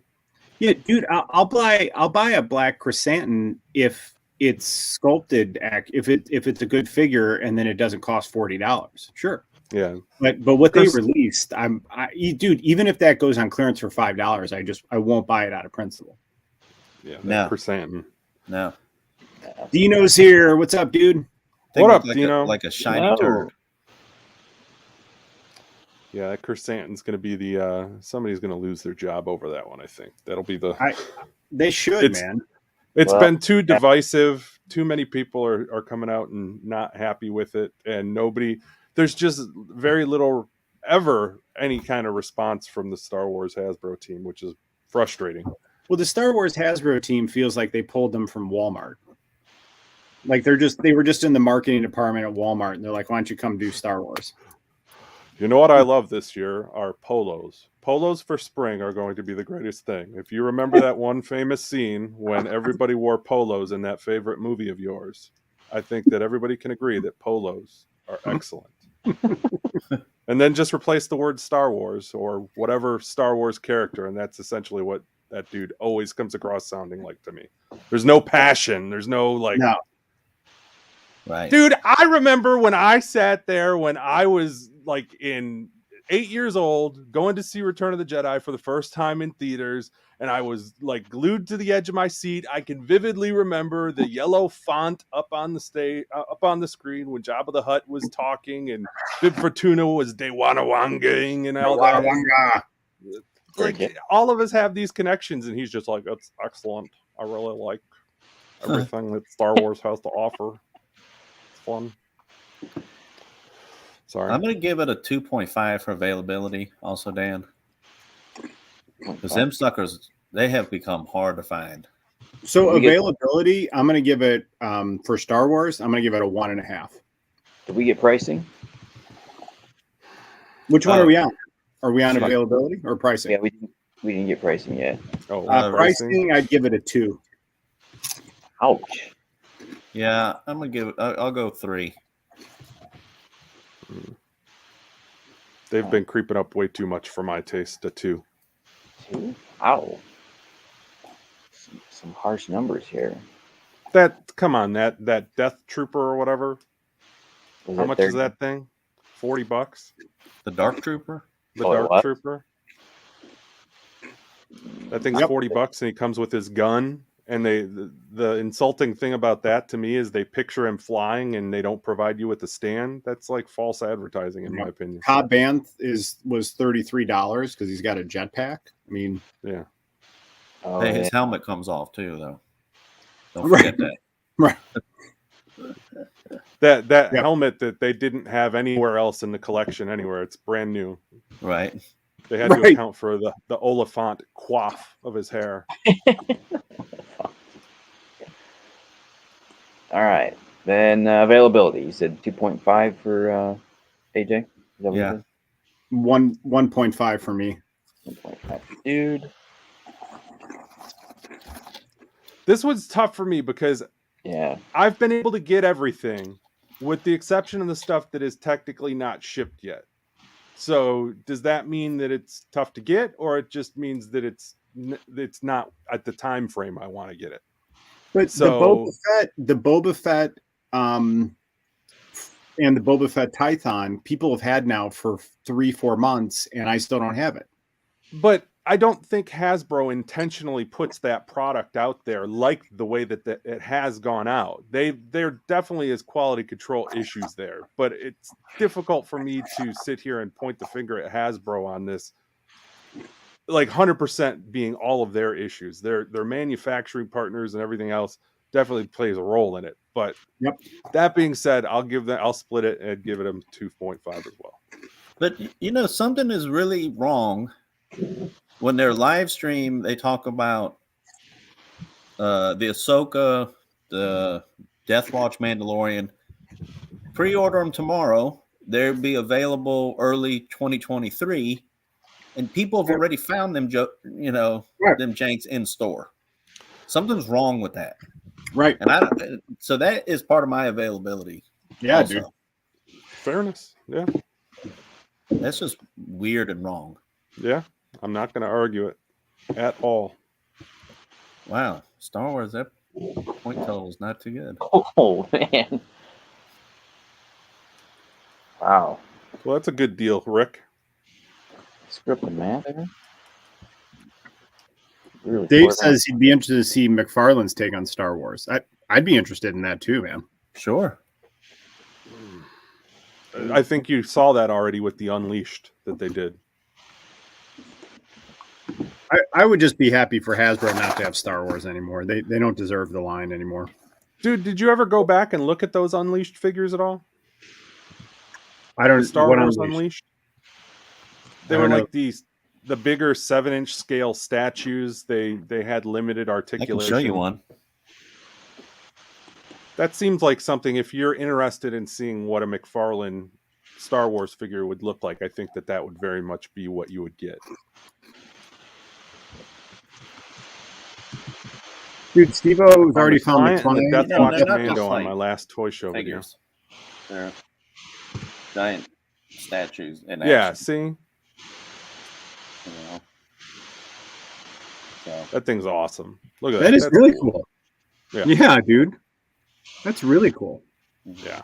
They've done some excellent ones over the years. Yeah, and some of them, like the episode 3 Obi-Wan and Anakin, they fit together with lava like going all around them, Yeah. And the face sculpts on those are more realistic looking versus this Luke is I don't know what you call that. Yeah, I would agree. So they were cool, and they were only $20 back in the day. Yes, they were. Just so you guys know, I probably got about 30 minutes left of me before I'm going to pass out. Uh-oh. All right, let's roll then. Lightning rounds. Here we go. I just did add.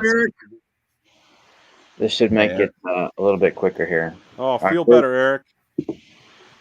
Where are we at? Hasbro, Marvel. Oh, okay. This one's close to my.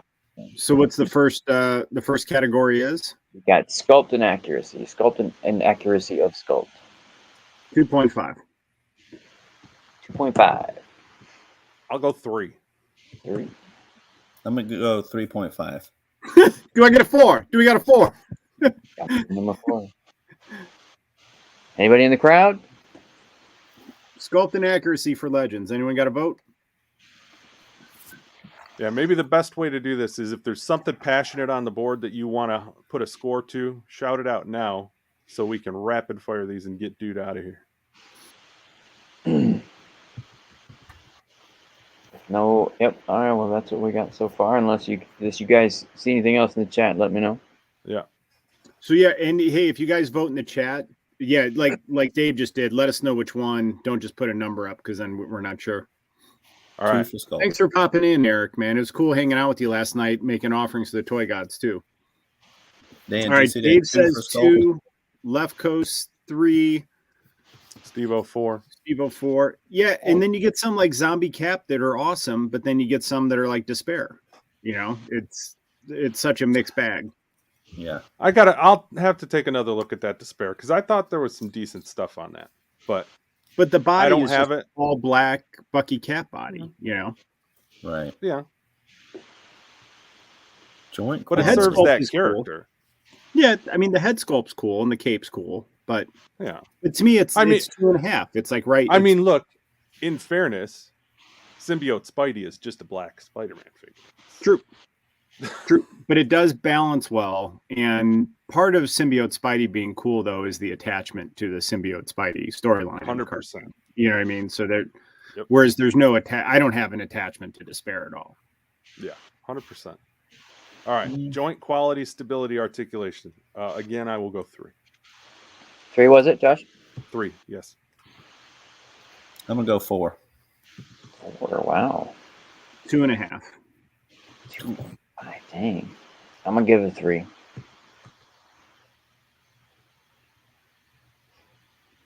Yeah, Steve-O makes a good point. When you put out 60 figures a year, you're going to get some stinkers. I would rather they put out 35 really good figures. Absolutely. Yes. What did we don't you remember, dude, you did an ad up on one of those and wasn't it ridiculous, like 100? Yeah, it was like 100 some figures, yeah. Yeah, that's Steve-O says 4. Dave says 1.5 for paint and quality. Yep. Huh. Was that used 1.5 for the skull? Was that for the detail? Okay. Ooh, that might drop us down a little bit here. But Steve-O gave a 4, so that evens it out. Maybe. Oh, nope. We did. We went down. All right. Character franchise representation, that what we're on? 3.5.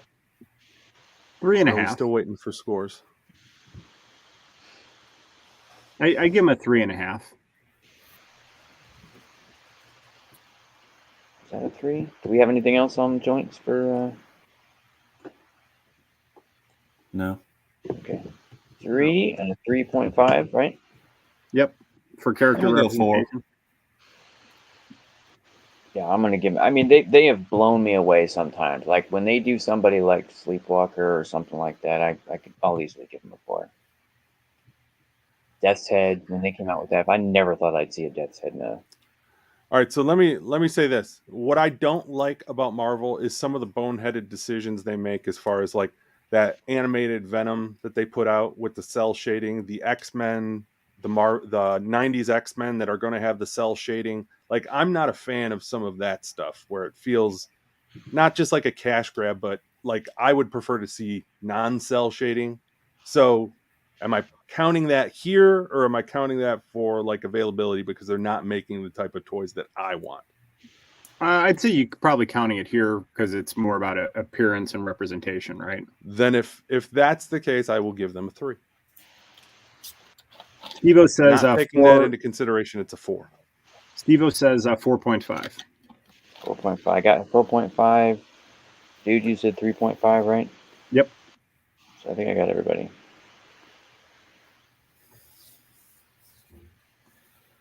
Pricing. Yeah. Man, that's another tough one. Yeah. It's like 3.5 for me. 3.5. I mean, when you think about like the singles that are $22.99 still, possibly, but then I think about the crap like that 80th anniversary, the 20th anniversary ones where they're putting those out like $32. Well, and that two pack with the Doc Ock repaint, and then or Doc Ock repack and the silk repaint's $56. I'm gonna give them a 2 on pricing. Yeah, they've been making me mad about that. Someone famous once said, "You take the good, you take the bad. You buy an entire Eternals Legends set on clearance, and are you supposed to factor that in, Dan?" Right. See, and I'm still going back to, because that was not Hasbro. That was Dorkside trying to get rid of the crap that Hasbro gave them. That's how I look at it. In fairness, it's probably Disney giving a shit movie and making those figures just not very good. Yeah. Steve-O says price is a 3.5. Price, I would say a 3, because the last round, like the Strange Supreme and the Clore that's coming out, those are creeping up with accessories that are really. Yeah, they could do better. All right, man, you know what? I think for the Marvel side of it, I think they're pretty good. Oh, Steve-O changed it to 3. Yeah, that Rhino was egregious at $40. Rhino was just up on GameStop for 33, like 15% off or something. Yep. Yeah, I didn't buy it before, but I did at 33. That's fair because the deluxe were $29 a year ago. So $4 more. All right, I can live with that. Did I get Steve-O's here? Did you get Steve-O's 3? He had a 3.5 initially, but changed it to a 3. Did somebody else have a 3.5? I did. Oh, that's up at the top. Okay. Yeah. All right. For availability for me, being that I haven't collected Legends as long as you guys, I'm gonna say a 5, because Legends are plentiful where I live, and even show up early. I'll give him a 3 for availability. It takes a while to get to me. The pre-orders come later, but like the Spidey Retro Wave didn't. It seemed like everyone was getting them, and then they showed up here like 6 weeks later. But then they were plentiful, so I'll give them a 3 for availability. Fair enough. I give them a 5. Wow, very generous. Very generous. I mean, you can't argue. It's one of the fullest pegs in the toy aisle right now. Well, the Eternals are they're. It's not just the Eternal. Like the retro cards are popping up everywhere now too. Dude, like, my Walmart closest to me, they had 3 cases of the retro Spideys on the pegs. Wow! And in the overstock, they had more. See, where I near me in Michigan, but the thing is, I also travel for work, and when I travel, I don't find them either. You know what I mean? And like, right. I've only found one symbiote in store, and Lily found it actually when she went, and that's the only time I've ever seen a symbiote. So I feel like I'm generous with a 3.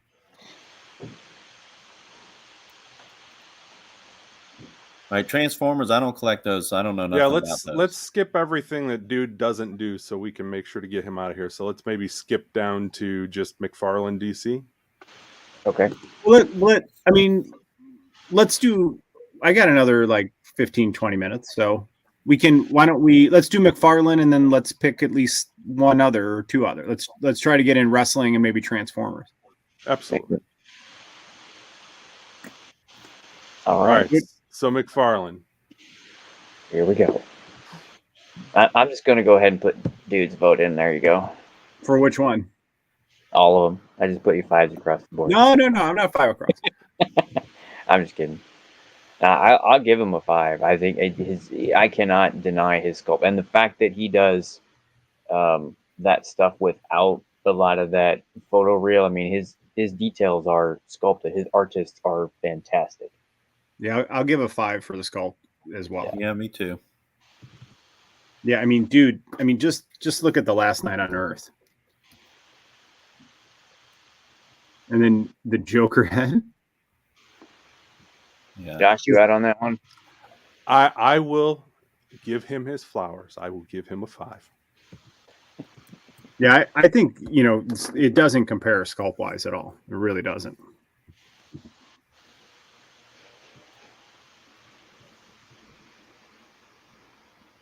Anybody in the chat? Not yet. Yeah, all right. Well, McFarlane DC is looking pretty good for that. Joint articulation and stability. Now I'm going to give it a 4 based on the 9 figures I've opened. Every one of them is posed extremely well out of the box. I can get them in the walking pose, punching pose. I'm able to balance them kicking. I'm able to get them in a superhero pose. And maybe it's just because I have the newer figures, versus older ones. But for me, all of them have posed much better than pretty much all my Hasbro figures, other than the Spidey, the symbiote, and the armored Spidey I just got. I'm doing 3.5 just because I have to base it off of the other DCs that I've had. Yeah, you have to. Yeah, totally have to. Yeah, my experience is different because it's 3 weeks old. Because I have a Wonder Woman that's fallen down I don't know how many times. Steve-O, perfect. Hey, dude's honeymoon stage with DC Multiverse never end. I'm enjoying it. I'm happy for you, dude. I'm happy for you. Yeah, we all are, man. It's great to have somebody great to see when somebody finds, the passion in that. AJ, what did you say? 3.5. 3.5? Yeah. I've had too many that have fallen over. And mine don't stand without the stand. And I don't like that stupid ball ankle joint. Yeah. The ball wrist joint. Yeah, that's a little weird too. The ball wrist joint looks terrible, you guys. Come on. None of mine have here. I don't think any of mine have that. They absolutely do. That Batwoman, that Batgirl has that ball. Okay, Batgirl does. Okay. Yeah, Batgirl does. Take Dave's comment off the screen and show everybody that ball joint, because that to me, and this is present on a lot of McFarlands, and that's the thing that just drives me absolutely nuts. That's terrible. I don't have an issue with this. Oh man, 4.5. Like if they hit it, it would be fine. But it's but not look how well it moves. Look at the range of. It's a compromise. Look at the range of motion I'm getting. It looks like an exposed joint. Yeah, it's a compromise. Okay, I'll give it a 2. What you're saying, though. I do get what you're saying. Like it looks incomplete. Yeah, it is a visual compromise. I think that's a fair point. But I think the fact that he has his sculpts are so much on point. The fact that he's got an exposed wrist ball like that is maddening. You know what though? I don't see it on any of the other figures I have open though. It's just the Batgirl. It's on a lot of them. I know, but I'm just saying on. Sure, no, I get it. I get it. I'm just looking to see because maybe I missed them. No, this one doesn't. All right, I got Dave's in there. I think I got everybody's. So we're at a 3. Yeah, it's just on the Batgirl out of the ones I've opened so far. Okay. Yeah, that Harley Quinn I have up there, she has that wrist one too. I just think it's weird. Yes. It takes me out of it. It makes it difficult for me to look at figure photography with those in it, and it doesn't just jump off the screen to me. Yeah, that makes sense. Yeah. Hey, real quick, speaking of figure photography, there was a booth at the con. The guy was selling his figure photography. Nice. On big, nice paper, That's what I want to do. Yeah. That'd be cool. Yeah. That's ready cool. to frame. Yeah. I want to do that. I want to do shirts some like killer Vern's pics doing. too. Beautiful. Killer pics. Yeah, Josh, you could definitely sell some small prints of some of yours. You too, AJ. We'll get there. Everybody's got to have a side hustle. Got to pay for these figures somehow. Right. Right. I'm going to make 37 cents from this stream. Character franchise representation. I mean, 4 for AJ. All right, so this is where I'm calling out the paint work being just garbage, because if they're wanting to truly represent the brand, if they're truly wanting to provide the best product, the paint work is just beyond horrendous on a lot of these. Yeah. It's lacking severely. Really? Yes, it does a disservice to the excellent sculpt work, because you can't see a lot of the detail work in those figures because There's not enough wash. There's not enough accent work. It's just frustrating to me. Dude, heard that I have the total opposite experience. I mean, these look. I'd give them a 4.5. Okay. But again, I only have 9 figures open, and they're all the newer ones. Mm-hmm. The Justice League figures, those McFarlane figures are infamous for the fact that people will pay a lot of money to have people repaint those figures and sell them to them. See, I won't collect any of those figures because I didn't like those movies. Yeah. Yeah. Older DC multiverse figures. I think I skipped on most of those too. Very much so, G-Force. It seems like McFarlane maybe in the last year listened to the fans and has improved their offering though. And he has, and I've sang his praises multiple times, and I definitely give him credit. So I don't want it to come across that I'm hating on McFarlane by any means. But you have to base it on your whole, you know what I mean? Sure. Like that's your, I think what you're saying is 100% fair. Yeah, that's the whole thing, you know, that you had that experience. You look at those Real Batman, if you guys know him, you know, he's talked about that several times on his reviews where he's like, this is not comic book accurate. They took some liberties with the colors or the design. And, you know, I don't catch it. I look at it and I just see a cool figure. He's like, you know, that drives me nuts. So not just that, but like the bastardization of the entire line with the amount of repaints. I mean, Hasbro is really bad. McFarlane is like, hold my beer, I got you, because I'm going to put out some repaints. So what's your score, Josh? What do you got? My score for representation, I'm going to give it a 2. Did you guys get Dave? He gave it a 2.5 for representation. I got Dave's 2.5. You have anybody else in there? And then the other 10%, Dave, is like terrible Superman figures.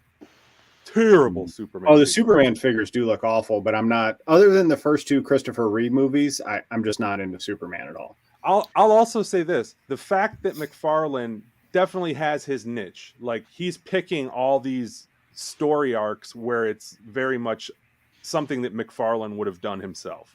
Yeah. So like the death metal, like it's all very Spawn-esque. It looks very McFarlane. You know, I do have the Justice League Superman, and it is actually a pretty good face sculpt. The sculpts are great. But the problem is the paint, because if you repaint those sculpts, you really bring out a lot of the detail. And I feel bad for the artists who put a lot of work and effort into it, only to have a terrible paint job put on a product and sent out to the mass retail. That's the frustrating part for me. I got you. 100% G-Force. 100%. Yeah, that is one of the things I've noticed is that there's not 2 head sculpts. You have to buy 2 different figures. Like Peacemaker, you could buy the helmet or the unhelmet Peacemaker. So I do totally get that. And look, repaints are very, very good. They're good from the standpoint that if you're new to the line, it's a great way for you to come in and not have to pay secondary market prices to get a figure that you might have missed. So they absolutely serve their purpose.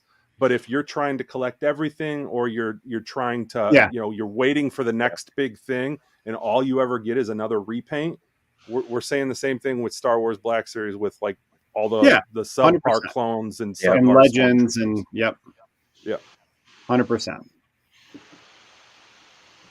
All right, pricing 5.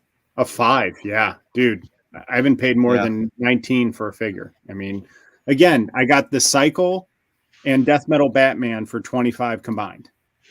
Right. And again, availability, you can give it a 5. Yeah, availability is a 5. 100%. Oh, yeah.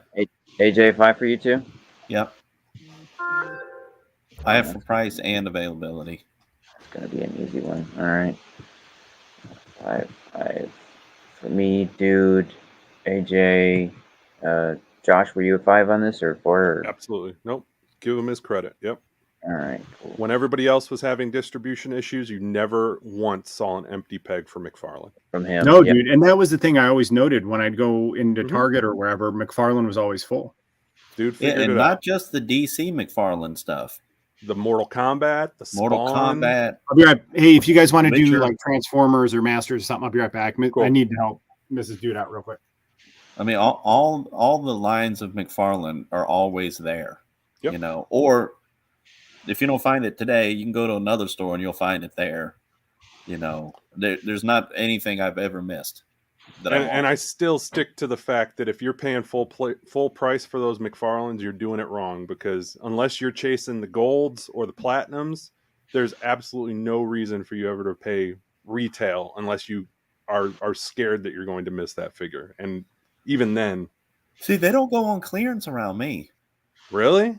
Oh man. What about Dorkside? Do you count Dorkside? Because Dorkside's always running those DCs cheap. Yeah, that's true.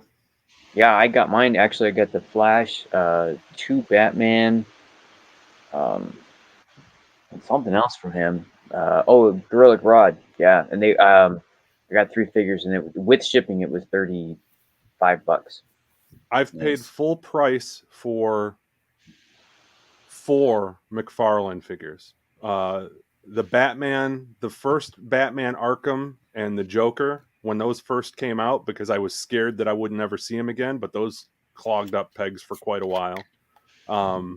The King Shark, which I technically didn't end up paying for because Walmart doesn't know how to ship things properly. And then the 3 Jokers, or not the 3 Jokers, the 3 Robins with the Batman Who Laughs. That set, which I got for $39.99. So $40 for 4 figures. Excellent value.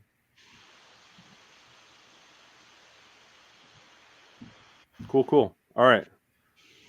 So you want to do some Transformers then? Transformers or wrestling? I don't buy Transformers. Wrestling, I have a few figures, you know, from over the years. All right, let's do Mattel Wrestling then. Mattel Wrestling. All right. Details sculpt, they've improved considerably. Hey, I'm gonna be out for like 10 minutes. The girls and Mrs. Dude are coming home, and the teenage girls are crying and yelling at each other. So I gotta help. Yeah, man, you're good. So just keep going. I'll be back in like 10 minutes or so. All right. Teenage daughters, guys, they're great. Teenage daughters. He's gonna fix that in 10 minutes. He's awful optimistic. Yeah, dude, I don't mess around. That's the dude. So when she calls me, I'm the nuclear option because I don't. No. So Lily, representing the dude's brand, gets a 3.5. You know, I'm gonna go with details and sculpt because I don't buy them, but I look at wrestling figures a lot. You know, every time I'm in a store. To me, they look really nice. I'm 4.5. Wow. I think they do. Which for the last 17, 18 years, I think wrestling has done good with face sculpts. You know, since they, what was it called? Real Scan or something? The True Effects and the Real Scan. Yeah. Proportionally, sometimes the bodies look a little funny, but their face sculpts, they've been good for a long time. To me. Well, they are the kings of reuse. So from that standpoint, details and sculpt, when they get it right, they knock it out of the park. When they get it wrong, they're very, very, very bad. But those are usually exceptions to the rule. So I will say a 4.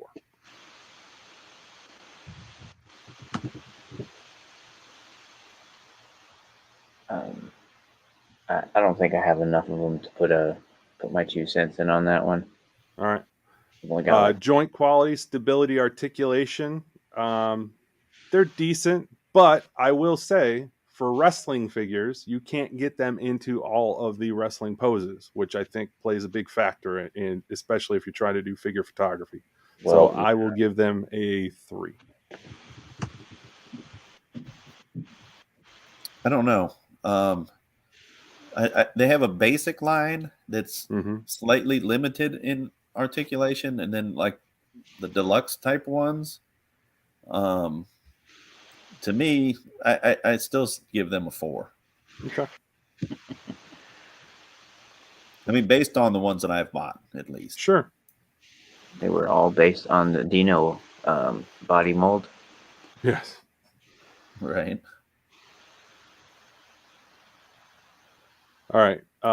Character franchise representation. They do a great job getting out all the folks that they have under contract. They do an exceptional job of that. I will give them a 5. I think they represent the brand pretty well. Wow. I'm going to go with a 4 because they don't have a figure of one character that I would like. Who's that? I can't think of her name. You must not like her that much. Well, I mean, I don't watch wrestling, but so much, you know, and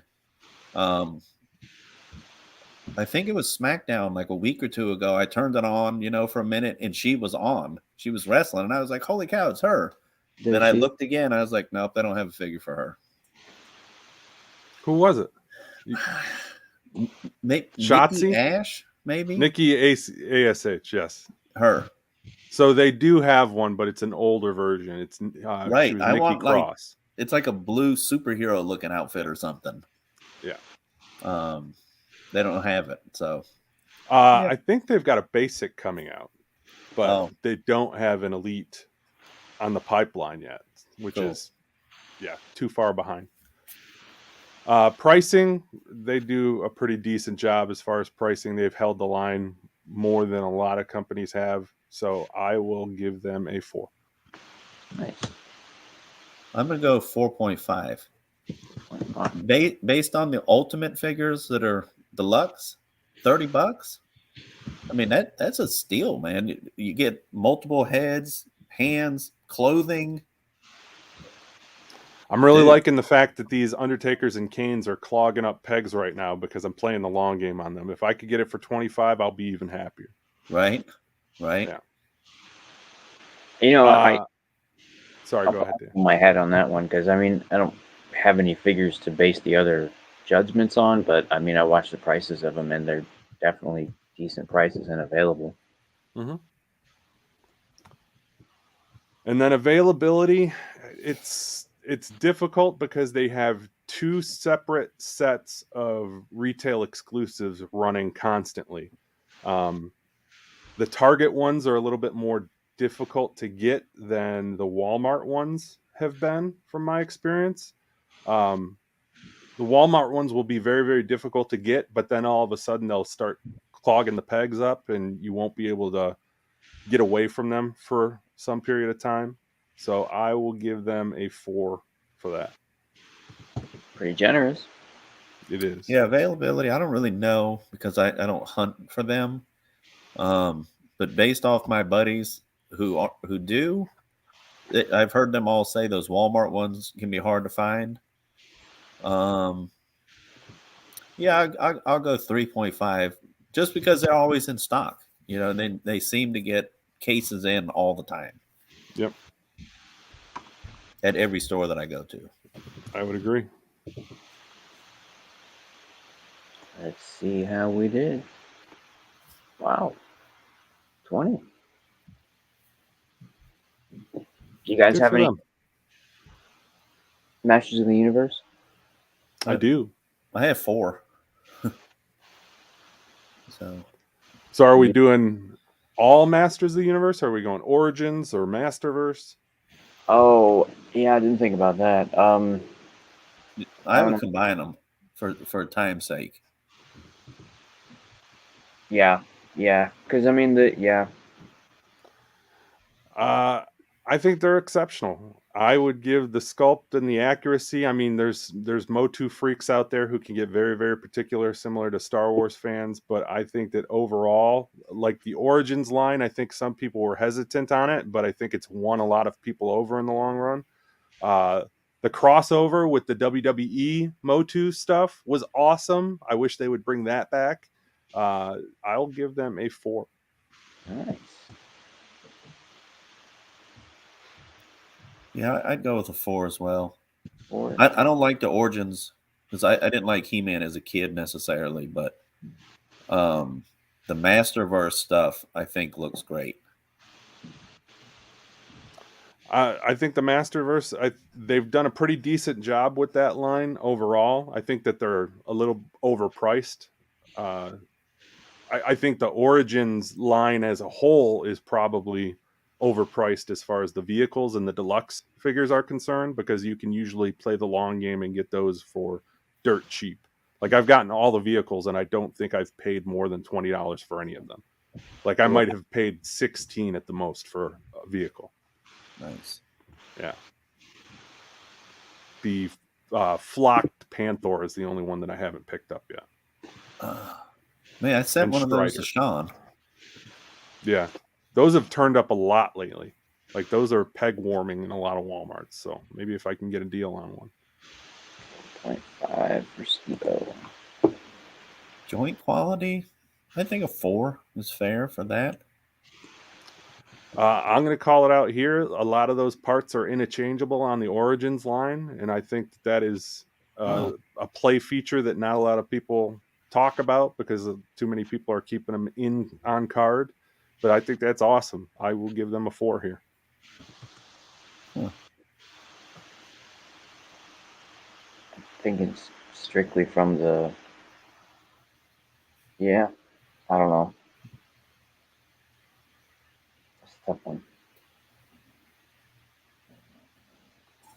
I mean, they're essentially 5 POAs for the most part. Right? I was scared. Wow. Yeah, they give them knee joints now. There's more than that. You know, Wrists got great articulation. It looks like. Yeah, they're pretty good. I was thinking more for the Revelations. For these jokes. The Revelations one. Yeah. Yeah.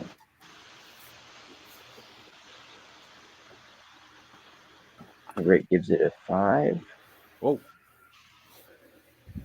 Uh-oh. Oh no. Oh, there it is.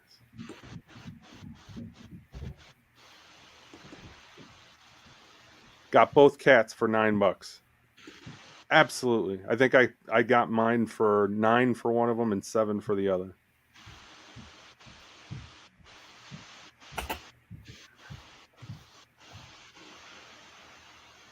%, Rick. I'm with you, buddy. Character franchise representation.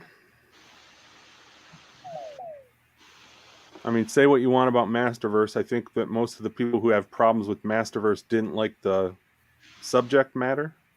They hated the show more than anything. But I think that those figures have done a pretty decent job as far as capturing the likeness and everything. I think that, like, let's be honest, Mattel owns it, so they're going to make sure that the brand is taken care of.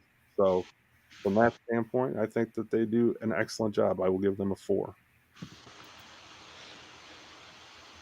You know what? I'll give them a 5 because now with the Origins line, they're doing deep cuts, doing stuff that people didn't expect. There's a lot of fan service happening right now. So yeah. I'd go with a 4.5 with that one too, because the Origins line, just because I keep seeing new like figures that from way back and like what was the Sun dude I saw? Sunman? Yeah, like you know. Do you know the story of Sunman? I read it. I read about it. I didn't know that originally, but I read about it like, a month or two ago. Yeah. I just keep seeing like classic Origins figures. So they're character wise, I think they do a great job. Absolutely.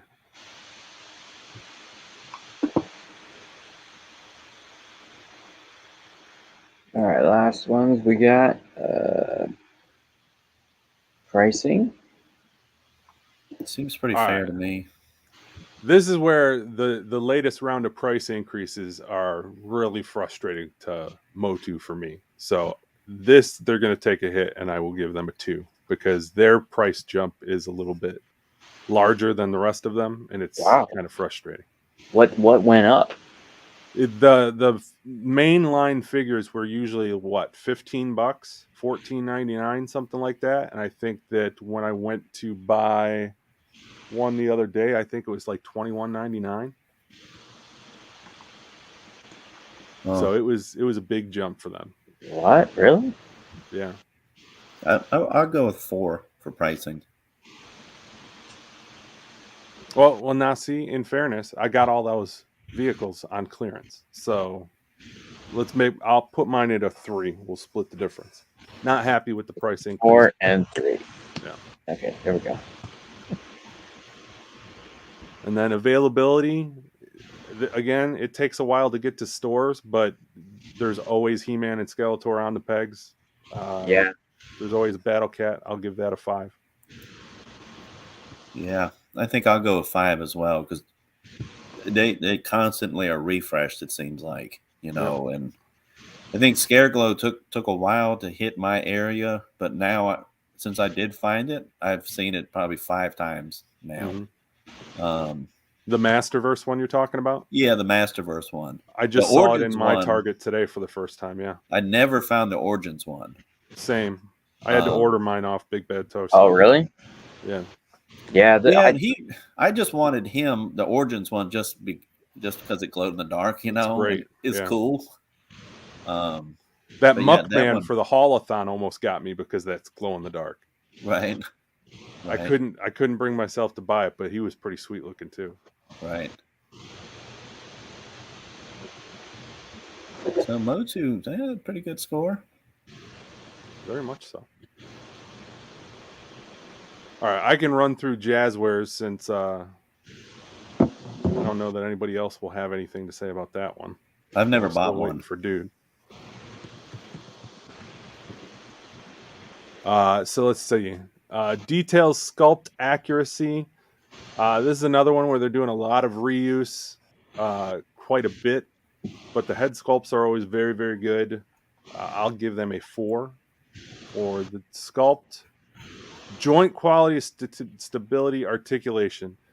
They have some weak knees, which I'm not crazy about, and I think over the course of time, it's going to take its toll, especially if they're under some indirect sunlight or under heat at all. You're going to see issues over the course of time, so I will give that a 3. Hey, you know what? If you want to branch out Jazzwares to just Jazzwares, I can throw down in this one with my Halo figures. Sure. They were yeah, they're yeah, that's right. Those are Jazzwares. Yep. Jazzwares had some Fortnite figures too, if I'm not mistaken. That is correct. Yes. Yeah. Now Hasbro has that license, I think. Yeah, I think they both have it. Technically. Yeah, I think they both still are making stuff. I think they're different sizes. Right. So that's how they were able to get around that license. Yeah. Shoot, if we're gonna do it that way, details and sculpt Jazzware, I think 4.5 is a good score. Because those Halo figures are right nice.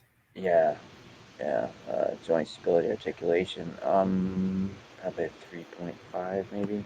I mean, guys, it's really close because they do have a lot of points of articulation. You know what? No, I'm gonna give them 4. Yeah, I'm gonna go 4.5. Because I've gotten that Master Chief in some crazy poses. Yeah. Cool. Yeah. Yeah, I picked up that one from that Walgreens exclusive. I don't know anything about the character. I've never played the game, but it's a decent figure, and I was happy to add it to the collection. Just put it over by my arcade cabinet. Yeah, even like I said, I suck at the game, but those figures are so cool. Yeah. Character franchise representation. They're doing a pretty decent job as far as AEW is concerned, but they do kind of churn out repeats quite a bit. So I will give them a 3 here. I'd like to see more characters from the show stretched out, expand the roster, as it were. I'm gonna go 4, based on the Halo line. Especially with the smaller, like 4-inch figures, the world of Halo is expanded greatly. They're doing a great job with that. Oh yeah, I forgot about the small ones. You're right. Because they've even got like the Warthog and the Gun Goose. Dang it. Yep. Yeah. Bunch of the Covenant alien classes. They have all of them. I think except for the Flood, maybe. I don't know if I've seen the Flood, but they're coming, I'm sure.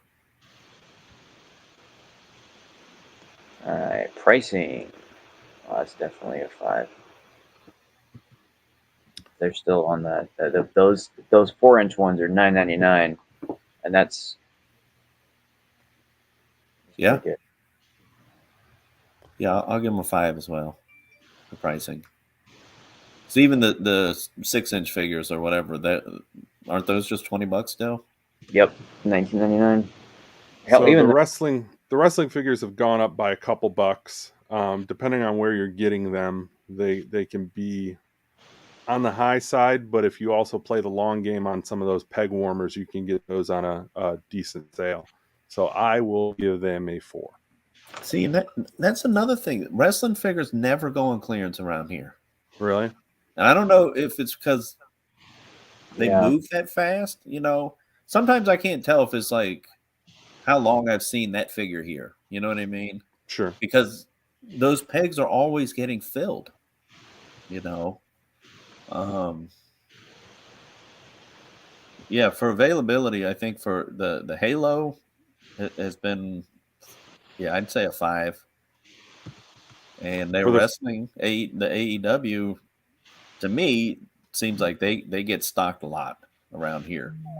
They had a very, very difficult first 2 to 3 waves, but once they found their footing in the market, they were able to get product out without any issues. And ever since probably Series 3, I haven't had a problem finding anything on pegs at some point. And I've even scored 2 chases myself in stores. Wow. So from that standpoint, I give them a 5. That's one thing with AEW. I have yet to find a chase. It's like awesome finding one. Somebody beats me every time. Yeah. You know. But my friend John, who's local, he's found a bunch of them. You know? Really? But that dude he's there when they open. Yeah. You know. Yeah, it's been weird. Both of the chases that I've found them like later in the afternoon. Wow. Yeah. And one of them was one of the peg warmers, Riho, who is constantly on pegs. So if I had to venture a guess, somebody probably they saw it was Riho and they probably didn't even bother looking at it. Right. The other one was missing the chase sticker. So if I had to venture a guess, somebody just didn't realize that it was the chase. Right. But because I know the line, I was like, holy crap, it's missing the sticker. So I think that helped me because the rest of the wave was missing, and that was the only one still sitting on shelves. And I was like, okay, works for me. You see the comments. Dude's gonna come back crying. Dude's getting his ass handed to him. Nice. Oh, I'm sorry, Devo. I missed your availability score. Throw that in there. Oh, for Motu.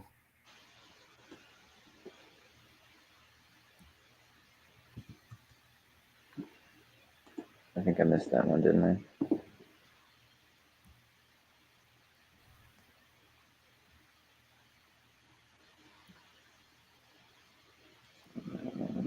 Two, 5. Well, good thing you didn't put NECA on here. That would have been a tough one. It was. I had to take it off when we branched it out into the different categories for Hasbro. And we split those up. We should do NECA just for shits and giggles.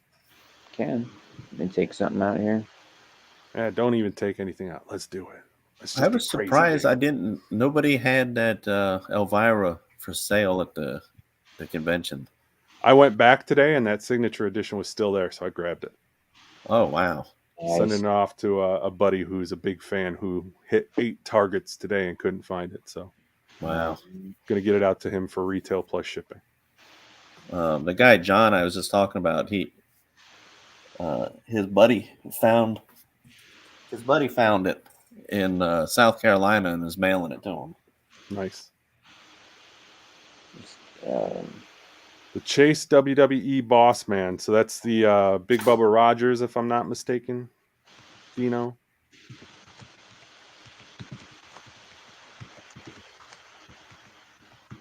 All right, let's do it. Yeah. All right. Details, sculpt, accuracy. Is that the first one? Yep. What are we talking about? NECA. Oh. Yeah. 5. I agree. Yeah. They seem to do a really good job. They get it right more often times than they get it wrong. Way more. Not even close. I'm gonna give it a 4.5.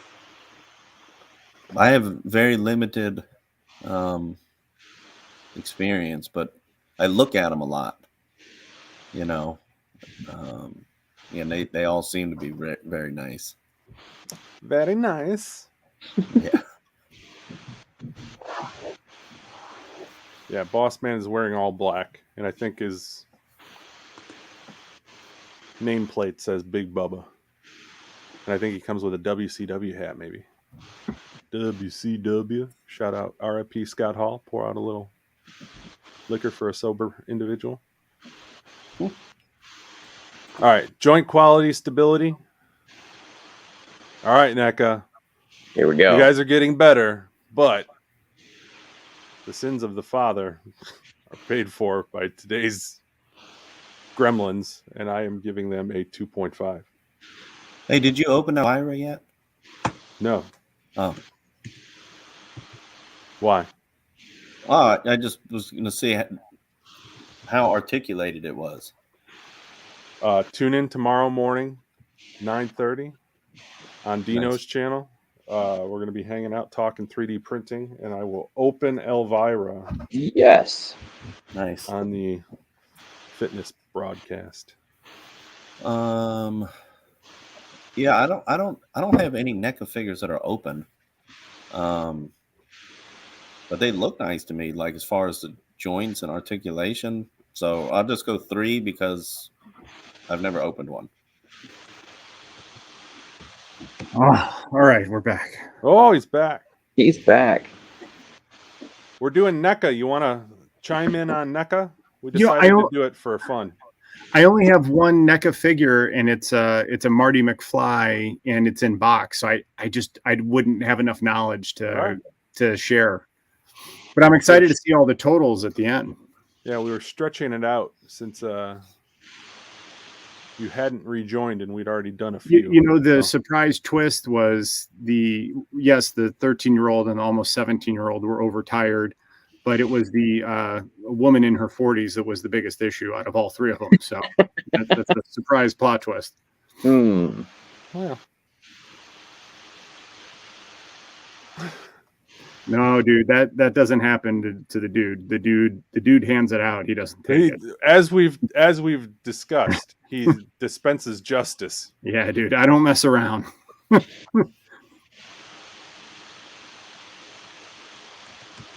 All right. Character franchise representation. This is where I'm going to have a little bit of an issue because I see all my friends out there who collect them some turtles and are frustrated as hell when they're very, very inconsistent with their product offerings and the inconsistency amongst like glossy and matte finishes on turtles. If I were that into my toys, like that would make me absolutely freaking bonkers. So from that standpoint alone, I give this a 2.5. 2.5. So I've got mostly just the movie. You're welcome, Dino. Yes. Man, I think they did a good job for the most part. The movie one, I mean, like all the horror movies, like the Freddy Krueger's, the Jason, Terminator. I mean, I think they've nailed them, and they've got ones that you can't get anywhere else. So I'm gonna give them a 4. Ooh, yeah, just 4. Lots of NECA haters here tonight. I love it. Good for you guys. I'm gonna go with 4 also because they make so many figures for so many franchises, and like obscure kind of things too. So yeah, I'll go 4. All right, Dave's got a 3.5 for him. That's good.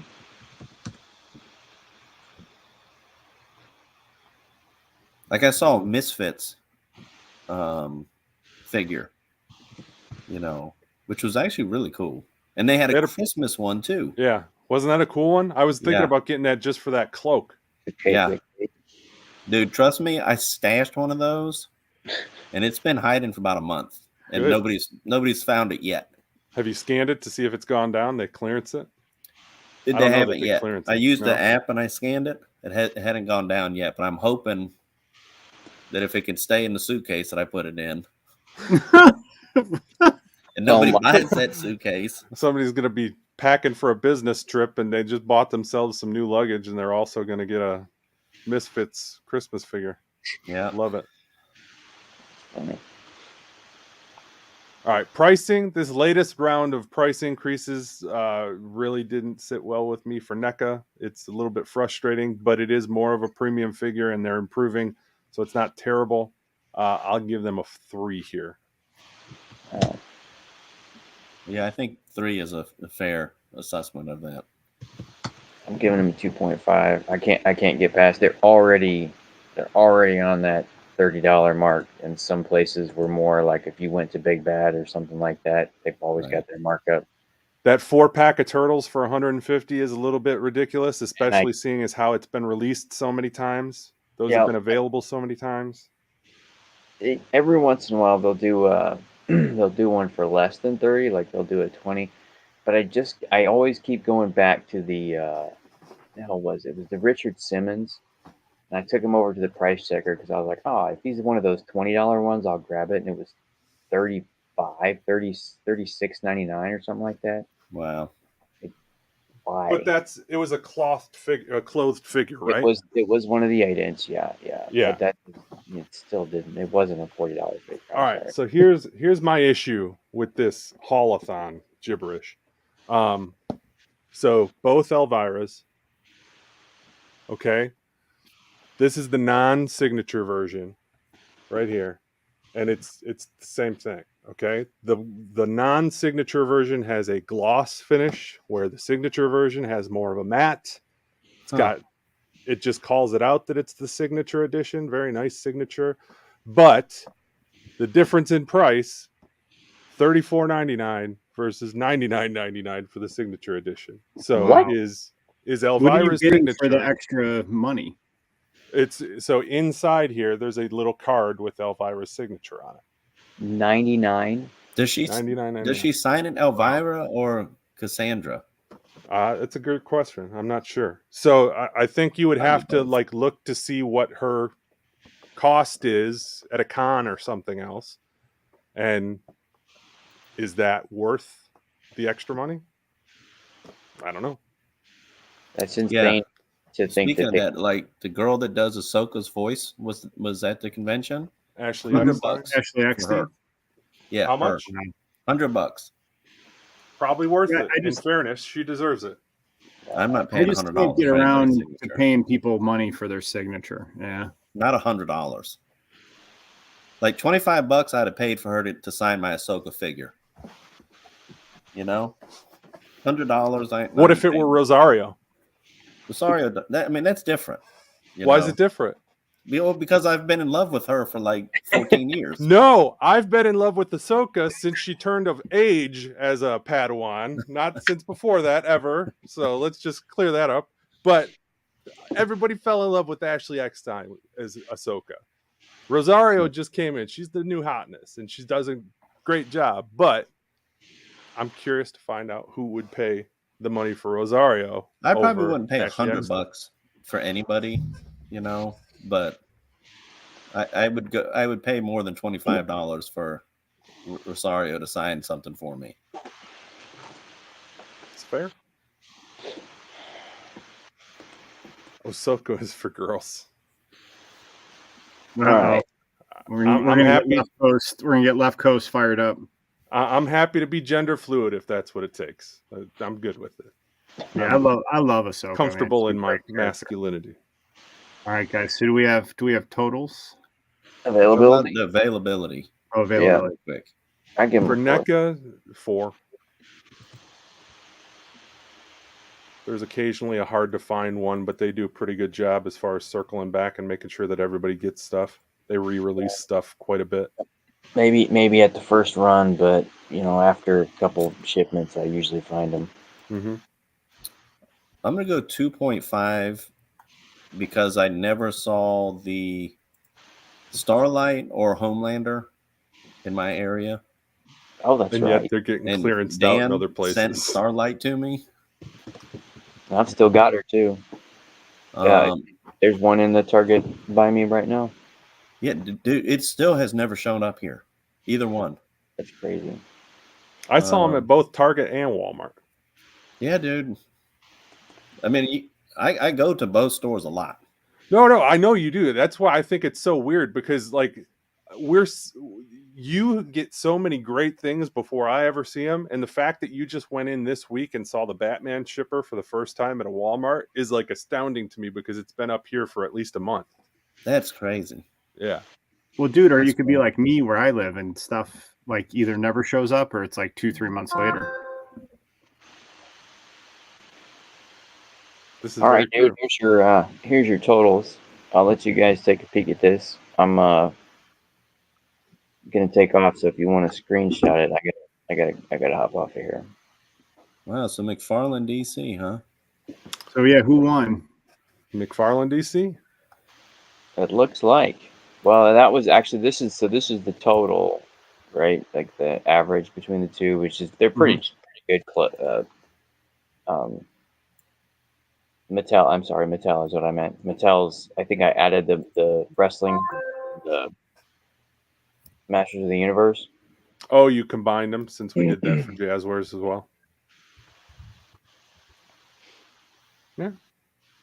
It's an interesting exercise. It'd be which will why don't you screenshot it and then share it on Twitter and then we could see how they all compare. Yeah, I'll just do this total right here. I won't do the whole thing, but yeah, I think it's very interesting because you look at like Hasbro, we all liked the G.I. Joe, and then Star Wars, and then the Marvel kind of dropped down the points there.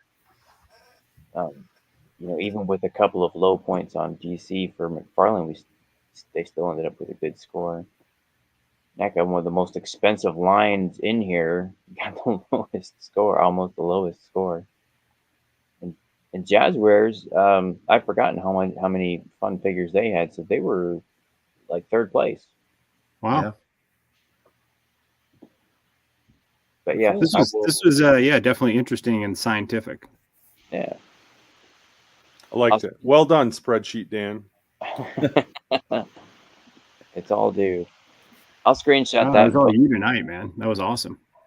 Yeah. All right, we gonna call it a night? I think so, man. Thank you for hanging out with everyone, with all of us tonight, man. We appreciate everyone who hung out, and big thanks to Cap, Dan, and AJ, man. This was a good way to look at all these lines and see the perceived value we're getting for them. That was a fun exercise. I think it was a good conversation. A lot of good points on everything, and I think we all leave with a better perspective on everything. For sure, man.